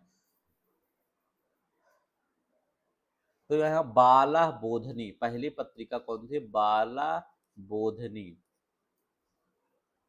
ठीक है, बाला बोधनी 1874 में प्रकाशित करने, इसके संपादक कौन थे, भारतेंद्र हरिश्चंद्र। ठीक, बाला बोधनी 1874 में प्रकाशित हुआ था, याद रखें 1874 में। करें पश्चिमी उत्तर प्रदेश निम्नलिखित में से कौन सा एक ऐसा समुदाय है जिसमें खाप पंचायत व्यवस्था एक परंपरागत सामाजिक संगठन के रूप में पाई जाती है? खाप पंचायत व्यवस्था, तो बताइए खाप पंचायत व्यवस्था कहाँ से? तो ये जाट में क्या होता है, गांव में एक खाप पंचायत बैठती है। जैसे मान लीजिए कोई गांव के युवा लोग या कोई और गलत काम कर दिए तो एक पंचायत बैठती है, आपस में ही सेटल कर लेते हैं, ठीक है, कि कौन सा चीजें गलत है। तो वहां पर खाप क्या होता है, मेनली जान लीजिए, जैसे पहले जमाने में क्या होता था गाँव में, जब आपके पुलिस कानून ज़्यादा नहीं था, तो पहले ज़माने में जो हमारे गांव के बुजुर्ग लोग होते थे, वही जो डिसीजन लेते थे वही डिसीजन मानना पड़ता था, ठीक है। तो वही यहाँ पर अब भी चलता है, ठीक है। यहाँ पश्चिमी यूपी में खाप पंचायत, ठीक है, जाट में। तो ये खाप पंचायत क्या होती है जी, इसमें बुजुर्ग होते हैं, बुजुर्ग एक डिसीजन लेते हैं कि क्या करना चाहिए, क्या गलत है, क्या सही है, तो वो अपने हिसाब से डिसीजन लेते हैं, तो फिर उसी के अकॉर्डिंग चलता है, ठीक है। तो जाट में होता है खाप पंचायत। भारत में निर्धनता को राष्ट्रीय परिदृश्य सर्वेक्षण संगठन एनएसओ द्वारा किन आंकड़ों के आधार पर मापा जाता है? कह रहे हैं एनएसओ द्वारा किन आंकड़ों के आधार पर मापा जाता है भारत में निर्धनता को राष्ट्रीय परिदृश्य सर्वेक्षण? तो किन आंकड़ों के द्वारा माना जाता है? उपभोग और व्यय के, कितना उपभोग कर रहा है, कितना व्यय कर रहा है, तो इसी के मापा जाता है इसी में, ठीक है। तो कितना उसका कंजप्शन है, कितना उसका एक्सपेंडिचर है, तो ये यही होता है। तो ये उपभोग और व्यय एनएसओ द्वारा किन आंकड़ों के आधार पर मापा जाता है? उपभोग और आय मत कर दीजिएगा, आय व्यय मत करिएगा, कितना खाता है, कितना मतलब व्यय करता है, तो उपभोग और व्यय, ठीक है, सी वाला उपभोग और व्यय, ठीक है। राष्ट्रीय स्वास्थ्य बीमा योजना कब प्रारंभ की गई थी? कह रहे हैं राष्ट्रीय स्वास्थ्य बीमा योजना कब प्रारंभ किया गया था, ये बताना है। तो राष्ट्रीय स्वास्थ्य बीमा योजना 1 अप्रैल 2008 को प्रारंभ किया गया था, 1 अप्रैल 2008 को प्रारंभ किया गया था, याद रख लेंगे, 1 अप्रैल 2008 को प्रारंभ किया गया। उद्देश्य क्या है? गरीबी रेखा से नीचे जीवन यापन करने वाले परिवारों को भर्ती में खर्चों में वित्तीय सहायता प्राप्त, 1 अप्रैल 2008 को देखते हैं। कर पंचायती राज के अंतर्गत स्वशासन की इकाई के रूप में संगठित किया गया, पंचायती राज के अंतर्गत स्वशासन की इकाई के रूप में, ठीक है। तो कौन से संविधान संशोधन? 73वें संविधान संशोधन के द्वारा 1992 में। 73वां संविधान संशोधन कब हुआ था? 1992 में, 93 मत कर दीजिएगा, 1992 में 73वां संविधान संशोधन हुआ था, भाग 9 जोड़ा गया था, याद रख लेंगे, भाग 9 जोड़ा गया था, इंपॉर्टेंट है, ठीक है। इसमें संविधान को संविधान मतलब पंचायत को संवैधानिक दर्जा दिया गया, शक्तियां प्रदान किया गया और उसको मजबूती मिली, ठीक है। स्वर्ण जयंती ग्राम स्वरोजगार योजना, स्वर्ण जयंती ग्राम स्वरोजगार योजना कब शुरू हुई? बहुत इंपॉर्टेंट है। तो ये कब शुरू हुई? 99 में शुरू हुआ, हमने बताया था। तो यहाँ पर कौन सा हो जाएगा? 1 अप्रैल 1999 में, 1 अप्रैल 1999 में। यहाँ है नहीं तो ये आपका टी हो जाएगा, बहुत इंपॉर्टेंट है, याद रखिएगा। दीमक को नष्ट करने के लिए सर्वाधिक उपयुक्त रसायन है, दीमक को नष्ट करने के लिए, जो जैसे जो लकड़ी नहीं होती आपके घर में, तो उसमें दीमक लग जाता है, तो दीमक जो होता है ये लकड़ी कागज बहुत जगह लग जाता है, तो ये क्या होता है, नष्ट करने के लिए सर्वाधिक रसायन कौन है? तो याद रखिए क्लोरोपाइरीफॉस, ठीक है। कौन सा है? क्लोरोपाइरीफॉस। इसके द्वारा क्या होता है? दीमकों को लकवा मारता है, ठीक है। तो याद रख लेंगे, दीमकों को लकवा मार देता है, तो क्लोरोपाइरीफॉस याद रखेंगे, इंपॉर्टेंट है। कह रहे हैं यहाँ पे आंतरिक प्रशासन के लिए निर्देशन जारी करने के लिए आमतौर पर संचार के किस माध्यम का उपयोग किया जाता है? आंतरिक प्रशासन के लिए निर्देशन जारी करने के लिए, ठीक है, संचार के किस माध्यम का उपयोग किया जाता है, ये बताना है। तो ये कार्यालय आदेश का उपयोग किया जाता है, कार्यालय आदेश दिया जाता है, ताकि उस आदेश का प्रसारित किया जाए, कार्यालय से आदेश दिया जाता है। जब स्वरों के उच्चारण में ध्वनि मुख के साथ साथ नासिक द्वार से भी निकलती है, जैसे मुख से कोई चीज निकलती है, इसके बाद नाक से भी निकलती है, तो उसे अनुनासिकता को प्रकट करने के लिए निम्नलिखित में से किसका प्रयोग किया जाता है? तो अनुनासिकता को प्रकट करने के लिए किसका उपयोग किया जाता है, ये कह रहे हैं। तो किसका प्रयोग किया जाता है, उसको चंद्र बिंदु का प्रयोग किया जाता है। ठीक है, जैसे कहते हैं आंख है, ऐसे आंख बोलिए, आंख बोलिए, कहिए आंख है। ठीक है, चांद है, चांद बोलिए तो नाक से भी निकल रहा, आंख से, ऐसे सिर्फ नाक से नहीं निकाल सकते। अगर नाक बंद, अगर नाक आप बंद, एक बार नाक बंद करिए और आप चांद बोलिए, चांद, ठीक है, आंख है, ऐसे आंख, आंख है, आंख बोलेंगे लेकिन वो सही प्रोनाउंस नहीं होगा, आंख चांद ये होता है। ठीक, आंख हुआ, चांद हुआ, तो चंद्र बिंदु होता है। तो याद रखेंगे क्या हो, चंद्र बिंदु। तो चंद्र बिंदु, जो चाहे करो बस हमें तंग ना करो, जो चाहे करो हमें तंग ना करो, विराम चिन्ह आएगा, करें उसमें विराम चिन्ह कौन आएगा, जो चाहो करो हमें तंग ना करो, तो इसमें कौन सा, अर्ध विराम आएगा। ठीक है, कौन सा, देखिए ये कौन सा है, ये अर्ध विराम है। ठीक है, अर्ध विराम है, जो चाहो, यहाँ या ये नहीं, यहाँ पे अर्ध विराम नहीं है, अल्प विराम है।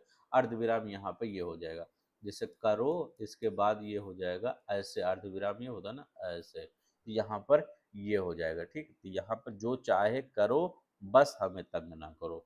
तो बच्चे नहीं होते हैं, बच्चे माता जी क्या कहती है, बेटा कुछ भी करो हमें तंग ना करो, अभी मुझे काम करने दो। ठीक है, ऐसे, ठीक है, माता जी से कहो कि अर्ध विराम लगा दें। ठीक है, तो माता जी से कहे अर्ध विराम, तो जो चाहे करो, अर्ध विराम यही होता है। ठीक, अर्ध विराम ये होता है, तो यहाँ पर क्या आता है, अर्ध विराम आता है, तो थोड़ा सा रुकना हो। ठीक है, वहाँ अर्ध विराम आता है, मतलब अल्प विराम सबसे ज्यादा रुकना होता है। ठीक है, जो चाहे, अब जो चाहे करो, अब यहाँ यहाँ से ज्यादा, यहाँ अल्प विराम है ना, तो यहाँ ज्यादा रुकना पड़ेगा, जो चाहे के बाद अल्प विराम इतना होगा, इतना अल्प अर्ध विराम इतना हो जाएगा, ज्यादा रुकना पड़ता है। करें कि यहाँ पे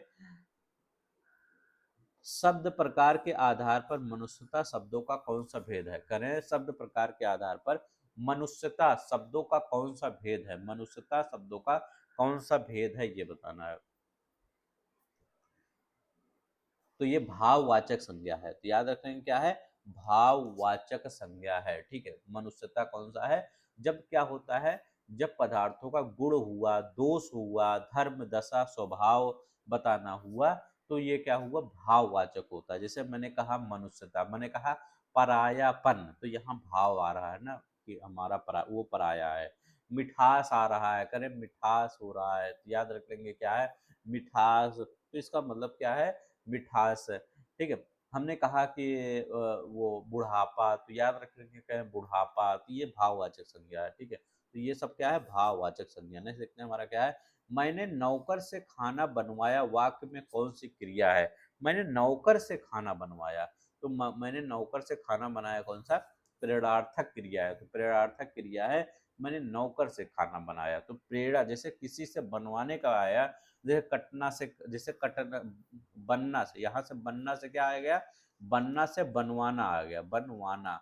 ठीक है, अगर हम करें कटना से, तो कटना से कटवाना आ गया, हमने क्या है, उस लकड़ी को कटवाया, तो लकड़ी से, नौकर से लकड़ी कटवाना, ठीक है, कटवाया। करना से हमने वो काम उससे करवाया, तो करवाया याद रखिएगा, तो वो प्रेरणार्थक क्रिया आ जाता है। क्या है, प्रेरणार्थक क्रिया। भाववाच्य छाटिए, भाववाच्य छाटिए। अब यहाँ पर कह रहे हैं भाववाच्य कौन सा है, दादाजी के दादाजी के द्वारा अनिल को डांटा गया, तोते से उड़ा नहीं गया, करें तोते से उड़ा नहीं गया, यही आपका है, तो याद रखेंगे तोते से उड़ा नहीं गया। यहाँ पर कौन सा है, कर्मवाच्य, कर्मवाच्य, दादाजी के द्वारा अनिल को डांटा गया, तो कर्म ना, दादाजी क्या कर रहे हैं, डांटे ना, अशोक ने, ये देख, अशोक ने आइसक्रीम खाई, तो अशोक ने आइसक्रीम खाई, तो ये कृतवाच, अशोक क्या कर रहा है, खाने का, कृत मतलब क्या काम कर रहा है, तो अशोक खाने का काम कर रहा है। कर्मवाच्य, कर्म मतलब काम करवा रहे हैं, तो दादा के द्वारा अनिल को डांटा गया, दादा कौन सा काम कर रहे हैं, अनिल को डांटने का काम कर रहे हैं, तो कर्म कर रहे हैं, कोई कर्म कर रहे हैं, चाहे अच्छा करे बुरा करे, कर्म तो कर रहे हैं ना। तो कृतवाच मतलब कोई काम मैं खुद कर रहा हूँ, अशोक ने आइसक्रीम खाई, तो अशोक आइसक्रीम खा रहा है, तोते से उड़ा नहीं गया, तो तोते से उड़ा नहीं गया, भाव हो गया, तोते से उड़ा नहीं गया, तो यहाँ भाव हो गया, ये याद रखेंगे। कृतवाच्य क्या, अब देखिए यहाँ पर ये कौन सा हो गया, दादाजी के द्वारा अनिल को डांटा गया, तो दादाजी के द्वारा अनिल को डांटा गया, ये कर्मवाच्य, कर्मवाच्य, ठीक। ये भाववाच्य, भाववाच्य, अब ये क्या है, एक कृतवाच्य, ठीक है। ये आपका कौन सा है, कृतवाच्य। अब कृतवाच्य, कृतवाच्य ये यहाँ पर कर्मवाच्य क्या होता है, वाक्य में क्रिया कर्म के अनुसार प्रयुक्त होती है। कर्मवाच्य मतलब क्रिया कर्म के अनुसार प्रयुक्त होती है, ठीक है। वो कौन सा होता है, जो क्रिया होती है, जैसे क्रिया क्या होता है, डांटना है, तो वो कर्म के अनुसार प्रयुक्त हो रही है, ठीक है। और ये किसमें, ये कर्मवाच्य में। कृतवाच्य में क्या, क्रिया कर्ता के अनुसार। कृतवाच्य में क्या होता है, ये इसमें क्रिया कर्ता के अनुसार, जैसे क्रिया क्या है, आइसक्रीम खाना, तो कर्ता के अनुसार प्रयुक्त हो रही है ना। तो क्रिया खाए, खाए आइस खाई, तो कृतवाच्य खाना, खाना हो रहा है ना, तो कर्ता के अनुसार प्रयुक्त हो रही, खाई, ठीक है। अब यहाँ पे क्या है, तोते से उड़ा नहीं गया, ये भाव के अनुसार प्रयुक्त हो रहा है, तो यहाँ पर भाव के अनुसार प्रयुक्त हो रहा है, ठीक है। उड़ा नहीं, तोते से उड़ा नहीं गया, तो यहाँ से उड़ा नहीं गया। ये भाववाच्य है, क्रमवाच्य है, और ये कृतवाच्य है, ठीक है। यहाँ देखिए दो चीजें आ गया, दादाजी हो गए, अनिल आ गया, यहाँ से ये सब, ठीक है। तो यहाँ पर कौन सा बी वाला आंसर हो जाएगा। स्रोत एवं गठन के आधार पर शब्दों के भेद होते हैं। स्रोत और गठन के आधार पर बताइए शब्दों के कितने भेद होते हैं। तो स्रोत के आधार पर शब्द के कितने भेद, देखिए स्रोत के आधार पर पहले बताना है, फिर गठन के दोनों बताना है। तो स्रोत के आधार पर शब्दों के चार भेद होते हैं। स्रोत के आधार पर चार भेद होते हैं, गठन के आधार पर कितने भेद होते हैं, तीन। तो गठन में तीन अक्षर है, तो तीन याद रख लेंगे। अब गठन के तीन भेद कौन कौन से होते हैं, एक होता है रूढ़ शब्द, रूढ़ शब्द होता है गठन के आधार पर, रूढ़ होता है। दूसरा यौगिक शब्द होता है, यौगिक शब्द होता है। और युग होता है योग रूढ़ शब्द, ठीक है। और स्रोत के आधार पर कौन से शब्द होते हैं, तत्सम होता है। स्रोत के आधार तत्सम होता है, तद्भव होता है, ठीक है। देशज होता है, देशज होता है, ठीक है। देशज शब्द होता है, और विदेशज शब्द, विदेशज शब्द होता है। तो ये याद रखें, तत्सम, तद्भव, देशज, विदेशज, ये स्रोत के अनुसार होते हैं। रूढ़ शब्द, यौगिक शब्द, योग रूढ़ शब्द, ये गठन के आधार पर होते हैं, ठीक है। ये याद रखेंगे। एकाक्ष और करट शब्द का पर्याय क्या होता है, एकाक्ष का क्या पर्याय होता है, तो एकाक्ष का और करट ये शब्द होता है, ये किसके पर्यायवाची है, पर्यायवाची पूछ रहा है, तो कौवा के पर्यायवाची है, तो याद रख लेंगे कौवा के पर्यायवाची है। कौवा को काग भी बोला जाता है, काग भी बोला जाता है, कौवा को वायस भी बोला जाता है, वायस, ठीक है। काक भी बोला, काक और काग दोनों बोला जाता है। पिसुन बोला जाता है, पिसुन कौवा को बोला जाता है, ठीक है। पिसुन, पिसुन। प्राप्त करने की हार्दिक इच्छा के लिए उपयुक्त शब्द क्या है, प्राप्त करना है, ठीक है। तो अभिलाषा है, हमें प्राप्त करना है, तो उसकी अभिलाषा है, ठीक है। अर्थ के आधार पर विधानार्थक वाक्य क्या है, विधानार्थक वाक्य क्या होता है, तो क्या है, विधानार्थक वाक्य, ठीक है।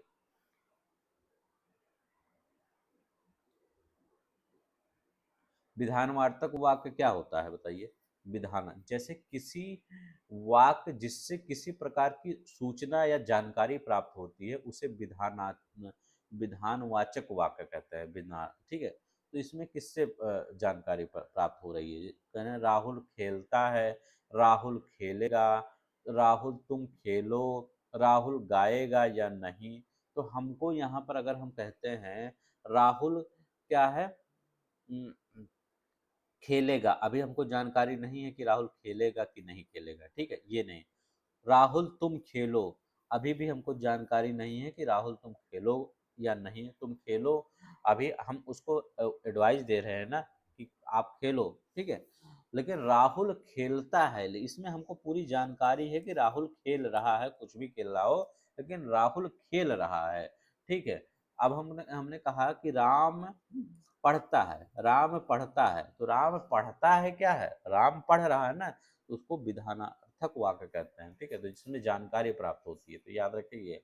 उत्तर प्रदेश में विवाह को किस रूप में माना जाता है, उत्तर प्रदेश में विवाह को एक पवित्र धार्मिक संस्कार के रूप में माना जाता है। दो आत्माओं का यहाँ पर मिलन होता है, जीवन भर रिश्ते का आधार होता है और धार्मिक संस्कृत परंपरा का संगम माना जाता है हमारे यहाँ। तो ये जो विवाह होता है इसको बहुत सीरियस लिया करिए, ठीक है। दो पार्टनर अगर आप हैं, आपका चाहे अरेंज मैरिज हो चाहे लव मैरिज हो, ठीक है, वो बहुत आप एक रूप से बहुत धर्म और ये दो आत्माओं का मिलन हमारे कहाँ पर, हमारे जो पूर्वज थे, हमारे जो जिनको हम अपना आइडियल मानते हैं, वो सब नहीं कहें कि आप जो आपका विवाह है उसको किसी प्रकार से, वो कभी भी आपने देखा होगा सभी का विवाह एकदम अच्छे ढंग से ही चलता था हमारे पूर्वजों का।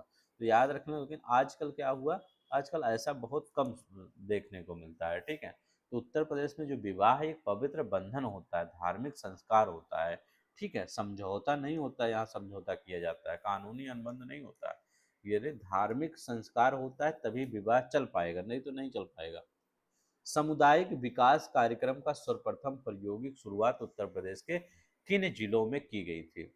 तो उत्तर प्रदेश के किन जिलों में की गई थी? तो ये बताइए, सामुदायिक विकास कार्यक्रम की शुरुआत उत्तर प्रदेश के इटावा और गोरखपुर में किया गया था। याद रखेंगे, इटावा और गोरखपुर से शुरू किया गया था। यहाँ कर रहे हैं, ग्रामीण विकास जियो स्पेशियल तकनीक का उपयोग लेखपाल मुख्य रूप से किस काम के लिए करते हैं?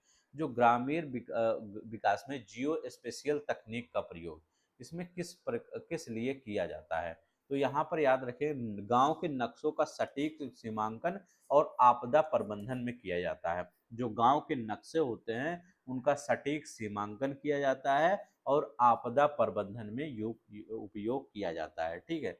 तो याद रखें, गांव के विकास में जियो स्पेशल तकनीक का प्रयोग लेखपाल किस रूप में करते हैं? सटीक सीमांकन और आपदा प्रबंधन के लिए करते हैं। तो याद रख लेंगे ये।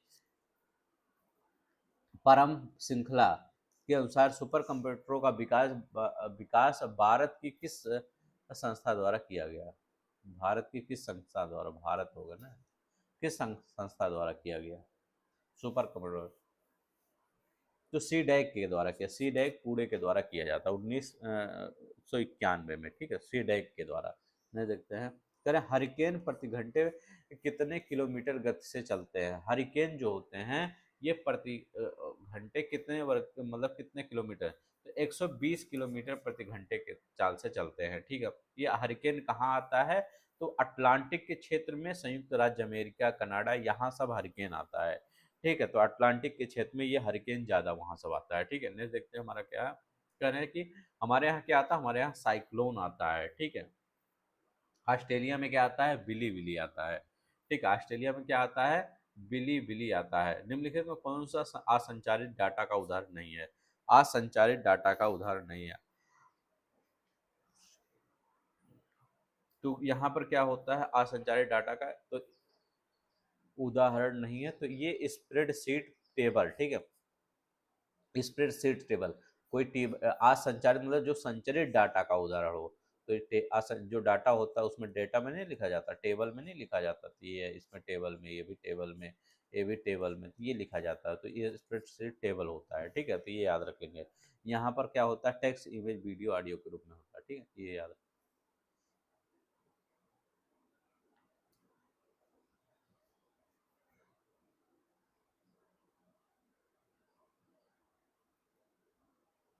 करें, चयनित टेक्स्ट के लिए कि टेक्स्ट के केस को शीघ्रता से अपर केस में बदलने के लिए किस क्रिया का उपयोग किया जाता है?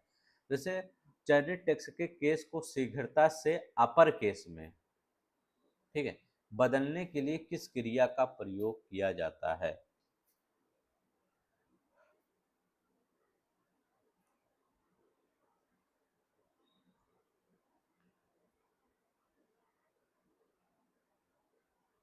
तो किसके?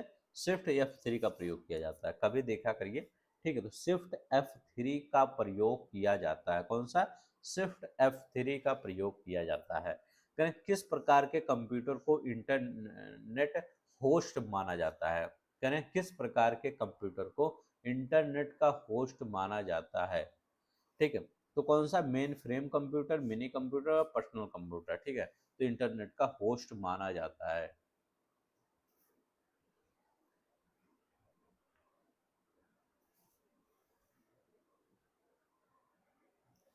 तो main frame computer, mini computer और पर्सनल कंप्यूटर क्या इंटरनेट का होस्ट है? तो हाँ सही है, क्योंकि जब इंटरनेट आता है तभी तो ये चलेगा, ये सब तो याद रख लेंगे, इंटरनेट का होस्ट, ठीक है। तो इंटरनेट का होस्ट कौन माना जाता है? Main frame computer, mini computer, personal computer. कह रहे हैं निम्नलिखित में कौन सी भौतिक चीज जो अर्थरनेट या किसी तार पर दिखाई देती है? कौन सी भौतिक चीज जो अर्थरनेट या किसी तार पर दिखाई देती है, उसको क्या कहते हैं? उसको क्या कहते हैं?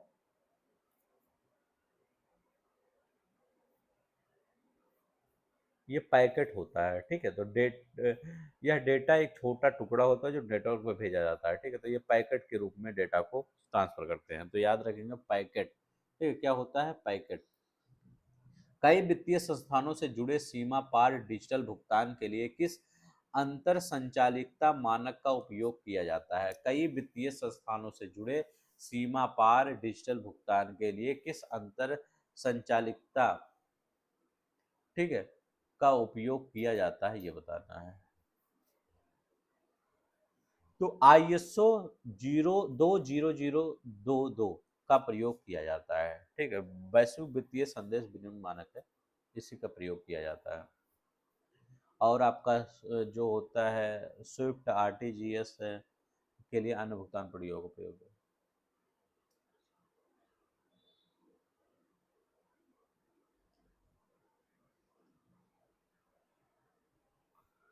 सदन जुड़े डिजिटल भुगतान के लिए किस अंतर चालू मानक, अगर मानक पूछता, हाँ मानक तो यही होगा ISO। मानक अगर पूछ रहा है तो 20022, ठीक है, ये सब प्रयोग किया जाता है, ठीक है। तो ये याद रख लेंगे। यहाँ पर क्या होता है, जैसे किसी डिजिटल भुगतान या वित्तीय संस्थानों के बीच अगर करना है तो स्विफ्ट होता है, RTGS होता है, इसी के इसी जो ये स्विफ्ट RTGS ये सब होता है, इसी मानक के तहत कार्य करते हैं। ISO 20022, ठीक है। IFC कोड में अंक होते हैं, करें IFC में कितने अंक होते हैं? तो IFC में 11 अंक होते हैं, तो IFSC में 11 अंक होते हैं, ठीक है। इसमें क्या होता है, जब 11 अंक, जैसे 11 अंक हो गए, इसमें पहले 4 अंक, जो 4 अंक पहले होते हैं, 1 2 3 4, ठीक है, ये बैंक की पहचान होते हैं, ठीक है। पांचवा अंक जो होता है, ये पांचवा अंक क्या होता है? पांचवा अंक हमेशा 0 होता है। तो कभी भी आपका जब IFC कोड देखते होंगे तो आप उसको ओ मत समझिएगा, कई लोग ओ में और 0 में कंफ्यूज होते होंगे। वो पांचवा अंक हमेशा 0 होता है, तो याद रख लेंगे पांचवा अंक हमेशा क्या होता है? 0 होता है। तो ठीक है, तो ये पांचवा अंक क्या होता है? हमेशा 0 होता है। जैसे मैं एक आपका लिखता हूँ IFC कोड, ये प्रयागराज का मेन ब्रांच, इलाहाबाद का है जो मेन ब्रांच का मैं लिखता हूँ, तो उसका क्या है? UBIN, ठीक, इलाहाबाद मेन ब्रांच का है। इसके बाद यहाँ क्या लिखता हूँ? यहाँ लिखता हूँ 053027 1, इलाहाबाद मेन ब्रांच का ये है IFC कोड, ठीक है। यूनियन बैंक ऑफ इंडिया, ठीक है, यूनियन बैंक ऑफ इंडिया का। तो UBIN, इसके बाद ये 0 होता है, 530271, ठीक है। अगर मैं जैसे वहाँ का लिखता हूँ, झांसी का लिखता हूँ, तो झांसी का क्या होता है? UBIN 05665543, ठीक है। तो ये झांसी का होगा मेन ब्रांच का, ठीक है। ये तो ऐसे ही होता है। कितना होगा? 1 2 3 4 5 6 7 8 9 10 11, तो 11 अंक का होता है, 11 अंक का होता है, याद रखेंगे। मल्टीमीडिया, अच्छा, जो 5 के बाद जो आगे का होता है अंतिम 6 अंक, बैंक की शाखा का प्रतिनिधित्व करते हैं। क्योंकि ऐसा नहीं कि प्रयागराज का तो एक ही पूरा हो जाएगा, नहीं, वो शाखा पर डिपेंड होता है कि वहाँ की शाखा का ISBN कोड क्या है। मल्टीमीडिया का अवगुण निम्नलिखित में किससे क्या पता चलता है? कह रहे मल्टीमीडिया का अवगुण निम्नलिखित में से क्या है? तो मल्टीमीडिया का अवगुण क्या होता है? मल्टीमीडिया उत्पादन महंगा होता है, ये याद रखें, क्या है? महंगा होता है। क्योंकि यह एक से अधिक माध्यम ऑडियो टेक्स्ट ग्राफिक बना, ठीक है। लागत, ठीक है, उसकी लागत होता है। अवगुण पूछ रहा है तो लागत बहुत ज्यादा होता है, अनुकूलता नहीं होता, प्रयोज्यता नहीं। अवगुण पूछ रहा है, अगर वो अच्छा पूछता तो अनुकूलता हम लिख देते, ठीक है, लेकिन अवगुण पूछ रहा है, लागत बढ़ जाती, यही इसका निगेटिव है। किस प्रकार का मालवेयर स्व प्रतिकृत बनाकर पूरे नेटवर्क में फैल जाता है? किस प्रकार का जो मालवेयर है, मतलब आपका एक फाइल है, माइल फाइल ए के नाम से सेव किए हैं, तो ए नाम से पूरे हर जगह फैल जाएगा, ठीक है। वो कौन सा सॉफ्टवेयर होता है, वो मतलब वो कौन सा आपका वायरस होता है, तो वो कौन सा होता है, ये होता है वर्म, यहाँ पर नहीं दिया है, ठीक है। वर्म जो होता है, ये याद रख लेंगे, वर्म जो होता है यह अपनी खुद की मतलब एक उसकी कॉपी बना करके पूरे नेटवर्क में फैल जाता है। नेटवर्क वाला ये वायरस होता है, याद रख लेंगे, नेटवर्क वाला, ठीक है। तो वर्म बनाकर पूरे हर जगह ये वो वर्म होता है, यही फैलता है वर्म। तो किस प्रकार का मालवेयर और प्रकृति बनाकर पूरे नेटवर्क में फैलता है, या नेटवर्क में फैलता है, याद रख लेंगे, तो ये वर्म होता है, तो वर्म होता है। ये ट्रोजन क्या होता है, यह स्व प्रकृति नहीं करता, ठीक है, मतलब यह खुद को वैध प्रोग्राम के रूप में प्रस्तुत करता है। ट्रोजन क्या होता है, ये क्या, ये मतलब जैसे क्या होता है ट्रोजन, ये नेटवर्क में जो मतलब प्रोग्राम में जब ये आता है तो वो कहता है कि हम ही रियल हैं, ठीक है, कहता हम ही रियल हैं, हम ही को प्रोग्राम में चलाइए, ठीक है। ट्रोजन का ये वर्क होता है, मतलब ये क्या है, बहरूपिया बन के आता है ट्रोजन। वर्म क्या होता है, बहुत ज्यादा बन जाता है, जैसे गेम नहीं खेलते, बहुत ज्यादा बन जाता है, फिर आता रहता है, फिर आप गोली चलाते रहते हैं, तो ये आपका वर्म होता है नेटवर्क का। और ट्रोजन क्या होता है, ये बहरूपिया बन के आता है, आपको पता ही नहीं चलेगा। स्पाईवेयर क्या होता है, ठीक है, यह स्पाईवेयर होता है, जैसे यह यूजर की जानकारी चुराता है। यह भी स्वयं कॉपी नहीं करता, स्वयं कॉपी नहीं करता है, यूजर की जानकारी, जैसे कहते हैं ना स्पाईवेयर किसी की मोबाइल में डाल दीजिए, किसी के कंप्यूटर में डाल दीजिए, तो ये जानकारी चुराता है। या बहरूपिया बन के आता है, या अंदर जाके जानकारी चुराता रहता है, भेजता रहता है पाकिस्तान को, ठीक है। टाइम बम क्या होता है, एक प्रकार का मालवेयर हो जो किसी विशेष घटना के समय सक्रिय होता है। पहले आप मूवी देखते होंगे, जब हिंदी मूवी बॉलीवुड की देखते होंगे, तो क्या करता होगा, वो जो आपका वो क्या होता है, जो विलेन होता है वो ये दबाता है, तुरंत दबाता है, उधर टाइम बम होता है। रूट क्या होता है, सिस्टम को नियंत्रित करने छिपने के लिए डिजाइन किया जाता है रूट किट। वितरित कंप्यूटिंग वातावरण में बड़े डेटा को संग्रहित करने और संशोधित करने के लिए कौन सा ओपन सोर्स फ्रेमवर्क व्यापक रूप से उपयोग किया जाता है, बड़े डेटा को, तो बड़े डेटा को कौन सा, तो अपाचे हडूप किया जाता है। अपाचे हडूप एक ओपन सोर्स है, इसका प्रयोग किया जाता है, ठीक है। अपाचे बड़े डेटा को संसाधित करने के लिए किया जाता है। बड़े कौन सा कंप्यूटर वास्तविक संख्याओं से निपटने और समस्या का उत्तर गिनती करके प्राप्त किया जाता है? कौन सा कंप्यूटर वास्तविक संख्याओं से निपटने और समस्या का उत्तर गिनती करके प्राप्त किया जाता है? 63। तो ये कौन सा है, डिजिटल, ठीक है, वास्तविक संख्याओं से निपटने और समस्या का उत्तर गिनती करके प्राप्त है, डिजिटल होता है, ठीक है, डिजिटल कंप्यूटर। निम्नलिखित में से कौन सा सिस्टम सॉफ्टवेयर फ्लैश ड्राइव, रोम, ईपी रोम पर संग्रहित एक ऑपरेशन सॉफ्टवेयर है जो इसे ओएस द्वारा पहचाना जा सकता है? रोम, ईपी रोम पर संग्रहित एक ऑपरेशन सॉफ्टवेयर जो इसे ओएस द्वारा पहचाना जा सकता है, तो कौन सा होता है, तो ये कौन सा होता है, फर्मवेयर होता है। तो याद रख लेंगे क्या होता है, फर्मवेयर होता है। ये कहाँ पे होता है, जो फ्लैश ड्राइव, रोम, ईपी रोम में इनबिल्ट होता है, ऑपरेटिंग सिस्टम द्वारा पहचाना जाता है, firmware. FT file transfer protocol का प्राथमिक कार्य क्या होता है? फाइल ट्रांसफर प्रोटोकॉल जो होता है, इसका प्राथमिक कार्य क्या होता है? तो इसका प्राथमिक कार्य होता है कंप्यूटरों के बीच फाइल ट्रांसफर करना, फाइल ट्रांसफर प्रोटोकॉल, तो यही नाम से ये कंप्यूटरों के बीच फाइल को ट्रांसफर करना, ठीक है, ये याद रखेंगे। ईस्ट का प्रयोग ब्रेड बनाने में क्यों किया जाता है, करें, जो ईस्ट का प्रयोग होता है ब्रेड बनाने में क्यों किया जाता है? ठीक है, तो ये बताना क्यों किया जाता है। तो क्यों किया जाता है कि कार्बन डाइऑक्साइड का उत्पादन कर सके, जिससे क्या होता है वो बुलबुले बने और फूले। ठीक है, तो याद रख लेंगे क्या है, स्पंजी बनाने के लिए, हवादार बनाने के लिए ईस्ट का प्रयोग किया जाता है। बौद्धिक संपदा के संदर्भ में फेयर यूज का सिद्धांत का अर्थ क्या है। बौद्धिक संपदा के संबंध में फेयर यूज सिद्धांत का फेयर यूज सिद्धांत का अर्थ क्या होता है बौद्धिक संपदा।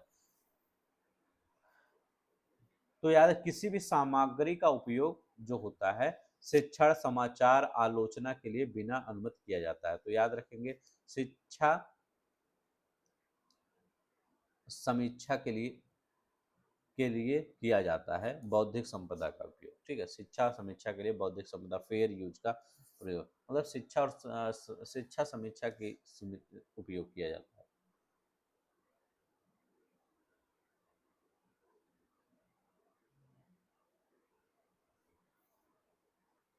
करें, राष्ट्रीय आपदा प्रबंधन प्राधिकरण किस प्रकार की संस्था है। राष्ट्रीय आपदा प्रबंधन कर एनडीए में किस प्रकार की संस्था है ये बताना है। तो ये वैधानिक निकाय है। ठीक है, तो इसकी स्थापना 2005 अधिनियम के तहत किया गया था। तो याद रख लेंगे वैधानिक निकाय 2005 अधिनियम के तहत किया गया था।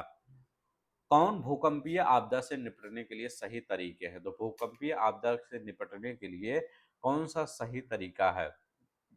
भूकंप नियंत्रण केंद्र की स्थापना करना, भूकंप संभावित क्षेत्रों की सुभेद्यता मानचित्र तैयार करना, भूकंप प्रभावित क्षेत्रों में घरों के प्रकार और भवन का डिजाइन सुधार लाना है, उपयुक्त सभी है। तो ये याद रखेंगे उपयुक्त सभी है। यूपीआई का वैश्विक यूपीआई का वैश्विक अपनाया जाना किस अवधारणा का उदाहरण है। यूपीआई का वैश्विक अपनाया जाना किस अवधारणा का है। ठीक है, उदाहरण कौन सा एग्जाम्पल है ये। तो ये क्या है, कौन सा उदाहरण है। तो रिवर्स इनोवेशन है, याद रख लेंगे क्या है, रिवर्स इनोवेशन है। यूपीआई का वैश्विक मतलब लोगों पूरा विश्व अपना रहा है, तो ये रिवर्स ऑफ इनोवेशन स्थानीय जरूरतों के लिए विकसित सस्ती तकनीक और वैश्विक स्तर पर अपनाया जाना रिवर्स इनोवेशन कहलाता है। ठीक है, नवीन प्रौद्योगिकियों के विकास के लिए सबसे बड़ी चुनौती क्या है। नवीन प्रौद्योगिकियों के विकास के लिए सबसे बड़ी चुनौती क्या है, साइबर सुरक्षा खतरे। ठीक है, सबसे बड़ी चुनौती यही है। ठीक है, साइबर सुरक्षा खतरे। ज्वारीय ऊर्जा किस बल के कारण उत्पन्न होता है। यानी ज्वारीय ऊर्जा चंद्रमा के गुरुत्वाकर्षण के बल के कारण उत्पन्न होता है। तो याद रखेंगे चंद्रमा के गुरुत्वाकर्षण बल के कारण। करें, बायोटेक्नोलॉजी का सैन्य उपयोग क्या है। बायोटेक्नोलॉजी का सैन्य उपयोग क्या है ये बताना है।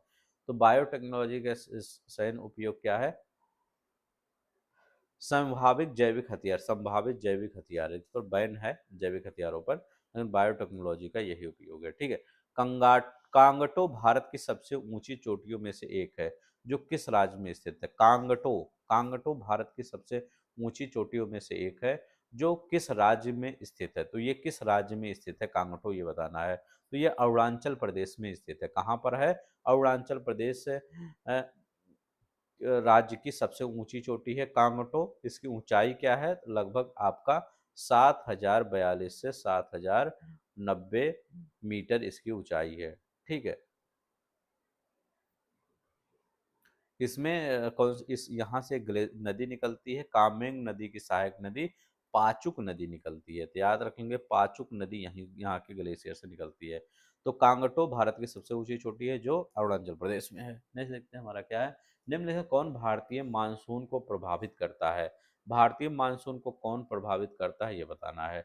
तो अल नीनो प्रभावित करता है। ठीक, अल नीनो प्रभावित करता है ये भारतीय मानसून को। अल नीनो क्या करता है, कमजोर कर देता है। ठीक है, नियमित अनियमित कर देता है और कमजोर कर देता है। तिब्बत का पठार प्रभावित करता है। ठीक है, तिब्बत का पठार और जेट स्ट्रीम ये तीनों प्रभावित करते हैं, उपयुक्त सभी। जैसे देखते हैं हमारा क्या है। करें, एक प्रकार की खेती जिसमें किसान अपने संसाधनों को एक जगह एकीकृत करते हैं और अपने संसाधनों के अनुपात में कृषि उत्पादों को वितरित करते हैं, वो कौन सा है। तो वो कौन सा है, वो सहकारी कृषि कहलाता है। कौन सा कृषि कहलाता है, सहकारी किस्त, किसान अपनी छोटी छोटी बिखरी हुई जोतों को एक साथ मिला, जैसे मान लीजिए एक किसान ए है, ठीक है, इसका खेत ए है, एक किसान बी है, इसका खेत बी है, एक किसान सी है, इसका खेत ए डी है। तो ये आपके सभी किसान पूरा एक में कर लेते हैं, तो पूरा खेत एक हो गया। इसी में क्या करते हैं, खेती करते हैं सामूहिक रूप से। इसके बाद जो खाना जो यहाँ पर होता है उसका अब वो सब बांटते उड़ते हैं, ठीक है।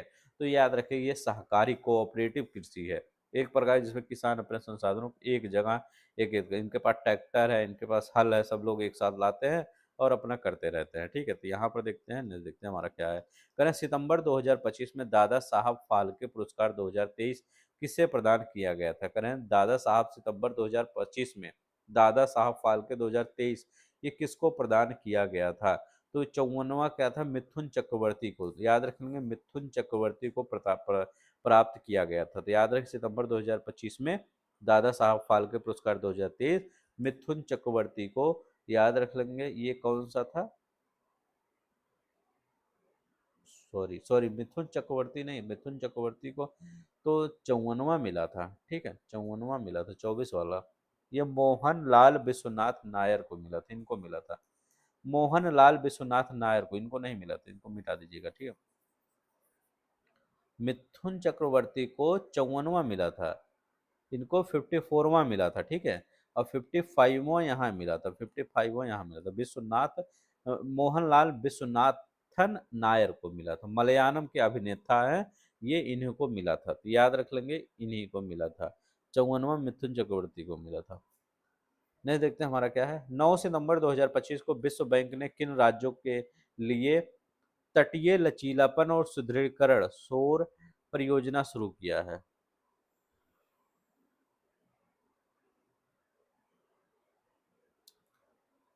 तो विश्व बैंक ने किन राज्यों के लिए, कर्नाटक और तमिलनाडु के लिए, कौन है, कर्नाटक और तमिलनाडु के लिए किसने, विश्व बैंक ने सौर परियोजना शुरू किया है, ठीक है। तो ये 1 लाख लोगों को रोजगार सृजन करेंगे भारत के तटीय रोजगार के लिए। मई 2025 में क्या कर रहे हैं, मई 2025 में किस कंजर्वेटिव नेता को जर्मनी का नया चांसलर चुना गया। जर्मनी का नया चांसलर किसे चुना गया, तो इसको किसको चुना, फेडरिक मर्ज को। जर्मनी के 2025 में फेडरिक मर्ज जर्मनी के नए चांसलर चुने गए, रूढ़वादी नेता हैं, ठीक है, फेडरिक मर्ज। कर मई 2025 में उल्लास नव भारत साक्षरता कार्यक्रम के अंतर्गत भारत का पहला पूर्ण साक्षर राज्य किसे घोषित किया गया। भारत का पहला पूर्ण साक्षर राज्य किसको घोषित किया गया, तो किसको, मिजोरम को भारत का पहला साक्षर राज्य मई 2025 में घोषित किया गया था, याद रखेंगे। 11वें अंतर्राष्ट्रीय योग दिवस 2025 की थीम क्या है। 11वें अंतर्राष्ट्रीय योग दिवस 2025 की थीम क्या है, तो इसकी थीम क्या है, yoga for one earth one health, yoga for one earth one health, ठीक है। कब मनाया जाता है, 21 जून को, 11वां अंतर्राष्ट्रीय योग दिवस था, तो याद रखें कौन सा था, 11वां, yoga for one earth one health. अब देखिए वन यहाँ भी है और वन यहाँ पर, तो वन वन, वन यहाँ भी वन यहाँ, 11वां था वन हेल्थ वन अर्थ, ऐसे याद कर लीजिएगा। नेक्स्ट देखते हैं हमारा क्या है। यहाँ कुल योजना परिव्यय प्रतिशत के रूप में कृषि सिंचाई योजना का आवंटन किस पंचवर्षीय योजना में अधिकतम था। कृषि का सबसे ज्यादा किस पंचवर्षीय में ज्यादा था, ठीक है। तो 1951 से 56 तक ये पूरा कृषि ही चला था, ठीक है। तो कृषि में यहाँ पर सबसे ज्यादा व्यय किया गया था, ठीक है। प्रथम पंचवर्षीय योजना था ये, कुल व्यय लगभग 2069 करोड़ रुपए, उस समय सोचिए बहुत ज्यादा था। अगर आप आज के कंपेयर में करेंगे तो उस समय कृषि पर बहुत ज्यादा खर्च किया गया था, तो याद रख लेंगे सबसे ज्यादा कृषि पर खर्च किया गया था। 2069 करोड़ रुपए बहुत होता है उस समय के हिसाब से, आज से 70 साल पहले। निम्नलिखित में कौन सा दस्तावेज बजट के एक भाग के रूप में संसद में प्रस्तुत नहीं किया जाता है। कौन सा दस्तावेज बेज बजट के एक भाग के रूप में संसद में प्रस्तुत नहीं किया जाता है, कौन सा दस्तावेज है, तो ये कौन सा है, ये राजस्व विधेयक है। राजस्व विधेयक बजट, राजस्व विधेयक बजट के एक भाग के रूप में संसद में पेश नहीं किया जाता है, बल्कि राजस्व कर से जुड़े प्रस्ताव वित्त विधेयक हिस्से के रूप में प्रस्तुत किया जाता है। राजस्व विधेयक नहीं, राजस्व कर होता है, जो कर होता है उसको बजट में पेश किया जाता है, विधेयक नहीं पेश किया जाता। ना देखते हैं भारत में कागजी मुद्रा प्रथम बार कब शुरू की गई, तो कह रहे हैं भारत में कागजी मुद्रा जो है ये प्रथम बार कब शुरू किया गया था। तो भारत में कागज वाला, जो आप कागज लेके अभी चलते हैं गांधी जी वाला, पहले गांधी जी वाला नहीं था, दूसरा कोई रहा होगा, अंग्रेज वाला, तो 1861 में कागजी मुद्रा चलाया गया था। ठीक है, कब है, 1861 में। ठीक है, ये किसके द्वारा, ब्रिटिश के द्वारा चलाया गया था, बट 1861 यहाँ पे होगा। तो 1800 यहाँ पर 61 होगा, पहली बार कागजी मुद्रा चलाया गया था। अब यहाँ पर क्या है, अगर पहले देखते हैं 1770 ईस्वी में कागजी मुद्रा पहले ही चलाया गया था, बैंक ऑफ हिंदुस्तान के द्वारा, निजी बैंक के द्वारा चलाया गया था, तो ये निजी बैंक था, मतलब सरकारी नहीं था। ठीक है, तो 1861, लेकिन यहाँ पर आपका आयोग ने कहा है 1862 आपका सही होगा। ठीक है, मुझे लगता है ई वाला सही होना चाहिए, लेकिन आयोग ने 1862 माना था। ठीक है, तो 1862 लगा दीजिए। भारत सरकार द्वारा शेयर का पूंजी विनिवेश के लिए रंगराजन समिति की नियुक्ति कब की गई थी। शेयर पूंजी विनिवेश के लिए रंगराजन समिति की नियुक्ति कब की गई थी, ये बताना है। 1993 में की गई थी, याद रखें कब किया गया था, 1993 में। भारत में उर्वरक कब किया गया था, 1993 में किया गया। भारत का प्रथम उर्वरक संयंत्र कहाँ लगाया गया, लगा था प्रथम उर्वरक संयंत्र।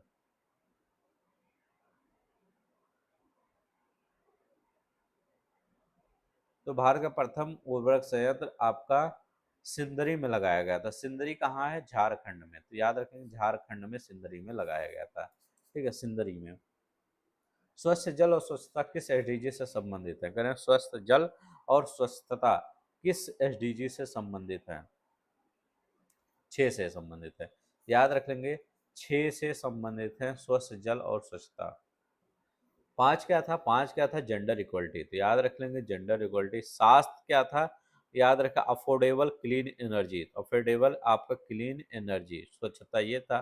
11 क्या था, ये अच्छा क्वेश्चन है, 11 बताइए, 11 क्या था, सस्टेनेबल सिटीज, याद रख लेंगे सस्टेनेबल सिटीज एंड कम्युनिटीज, याद रखिए सस्टेनेबल सिटीज एंड कम्युनिटीज।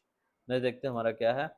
भारतीय संविधान का अनुच्छेद 123 129 के तहत अभिलेख को न्यायालय को घोषित करना चाहिए, अभिलेख का न्यायालय घोषित किया गया है, तो कौन सा अभिलेख, 129 के तहत बताइए। 129 का सर्वोच्च न्यायालय ने कहा है कि इसका अर्थ है कि रिकॉर्ड जो होता है उसको अन्य लोगों के रूप में माना जाएगा। ठीक है, तो कौन सा है, सर्वोच्च न्यायालय, यह सुप्रीम कोर्ट को अभिलेख न्यायालय के रूप में घोषित किया गया है। अनुच्छेद 129 के तहत सुप्रीम कोर्ट को अभिलेख न्यायालय के तहत घोषित किया गया है। करें परम, परम कंप्यूटर जो सीडेक बनाता है किस पीढ़ी का कंप्यूटर है, परम कंप्यूटर, तो 5वीं पीढ़ी का कंप्यूटर है, याद रखें 5वीं पीढ़ी का कंप्यूटर है ये।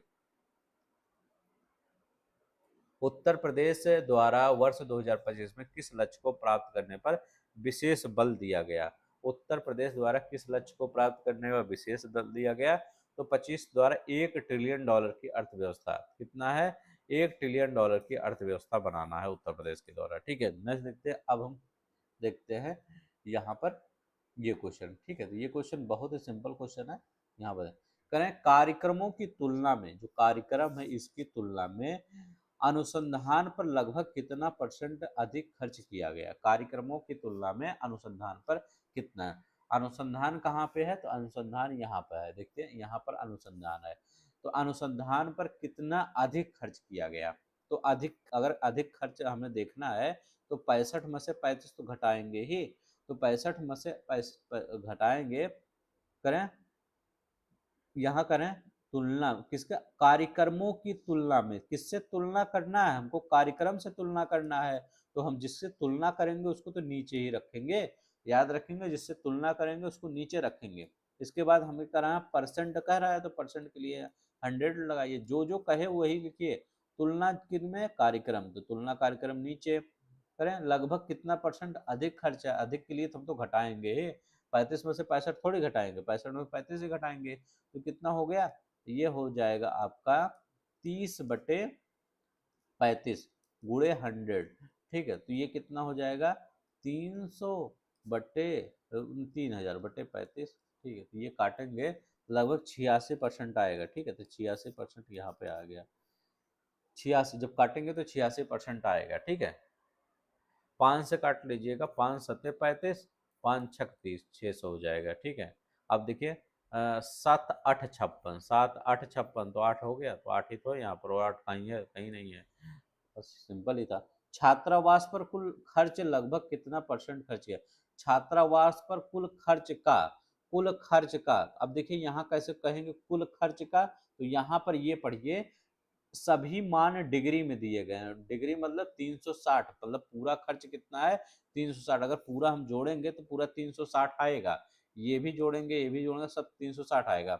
अब कह रहे हैं हमारे यहाँ पर क्या रहे हैं, छात्रावास पर कुल कितना खर्च है, तो छात्रावास पर 46 जो है, 46, ठीक है, बटे 360 कुल खर्च का, तो जहाँ का तुलना ये सब लिखा रहे ना, कुल खर्च का, तो का यहाँ लिखा गया, का मतलब नीचे जाएगा, तो का यहाँ याद रखें नीचे गुणे 100, ठीक है, ये कैंसिल हो गया, 46 बटे यहाँ पर कितना आ जाएगा, तो हम दो से दो दोनों चार, दो तिहाई 6, अब 18 हो जाएगा, 18 इक्के 18, तो 12,12.78, ठीक है, ये याद रख लेंगे।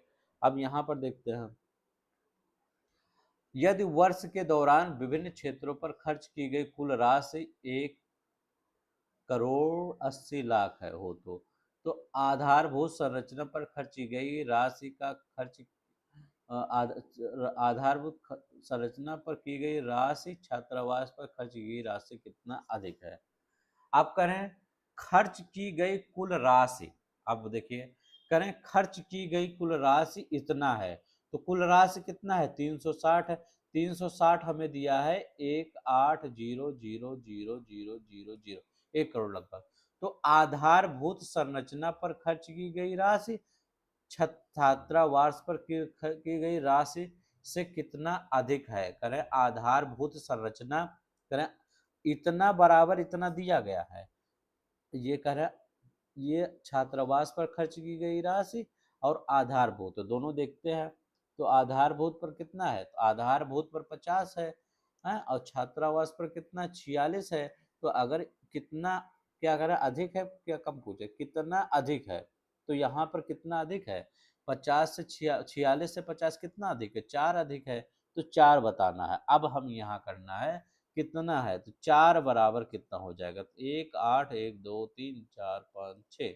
ठीक है, बटे 360 गुणे 4, तो ये करेंगे 1 0 करें 18 इक्के 18, 18 दूनाई 36, यहाँ हो गया, तो ये हो जाएगा 5 1 2 3 4, ठीक है, तो 4 हो जाएगा, तो मतलब ये आपका 50,000, तो ये 50,000 5 चौक 20 लगभग, आप हाँ 50,000 हो जाएगा 5 चौक 20, तो मतलब 2 लाख हो जाएगा, 50,000 गुणे 4 करेंगे तो 2 लाख नहीं हो जाएगा, तो 2 लाख हो जाएगा यहाँ पर, तो 2 लाख यही है, यही कर रहे हैं कि कितना पहले इतना बड़ा कुल कुल राशि कितना विभिन्न क्षेत्रों पर, विभिन्न क्षेत्र कितना है 360 है, 360 बराबर हमें इतना दिया है, इतना बराबर इतना कर लेंगे 1,80,00,000 8,000, तो इसके बाद यहाँ करेंगे, ठीक है, फिर इसके बाद इतना घटा देंगे इससे, तो ये आ जाएगा।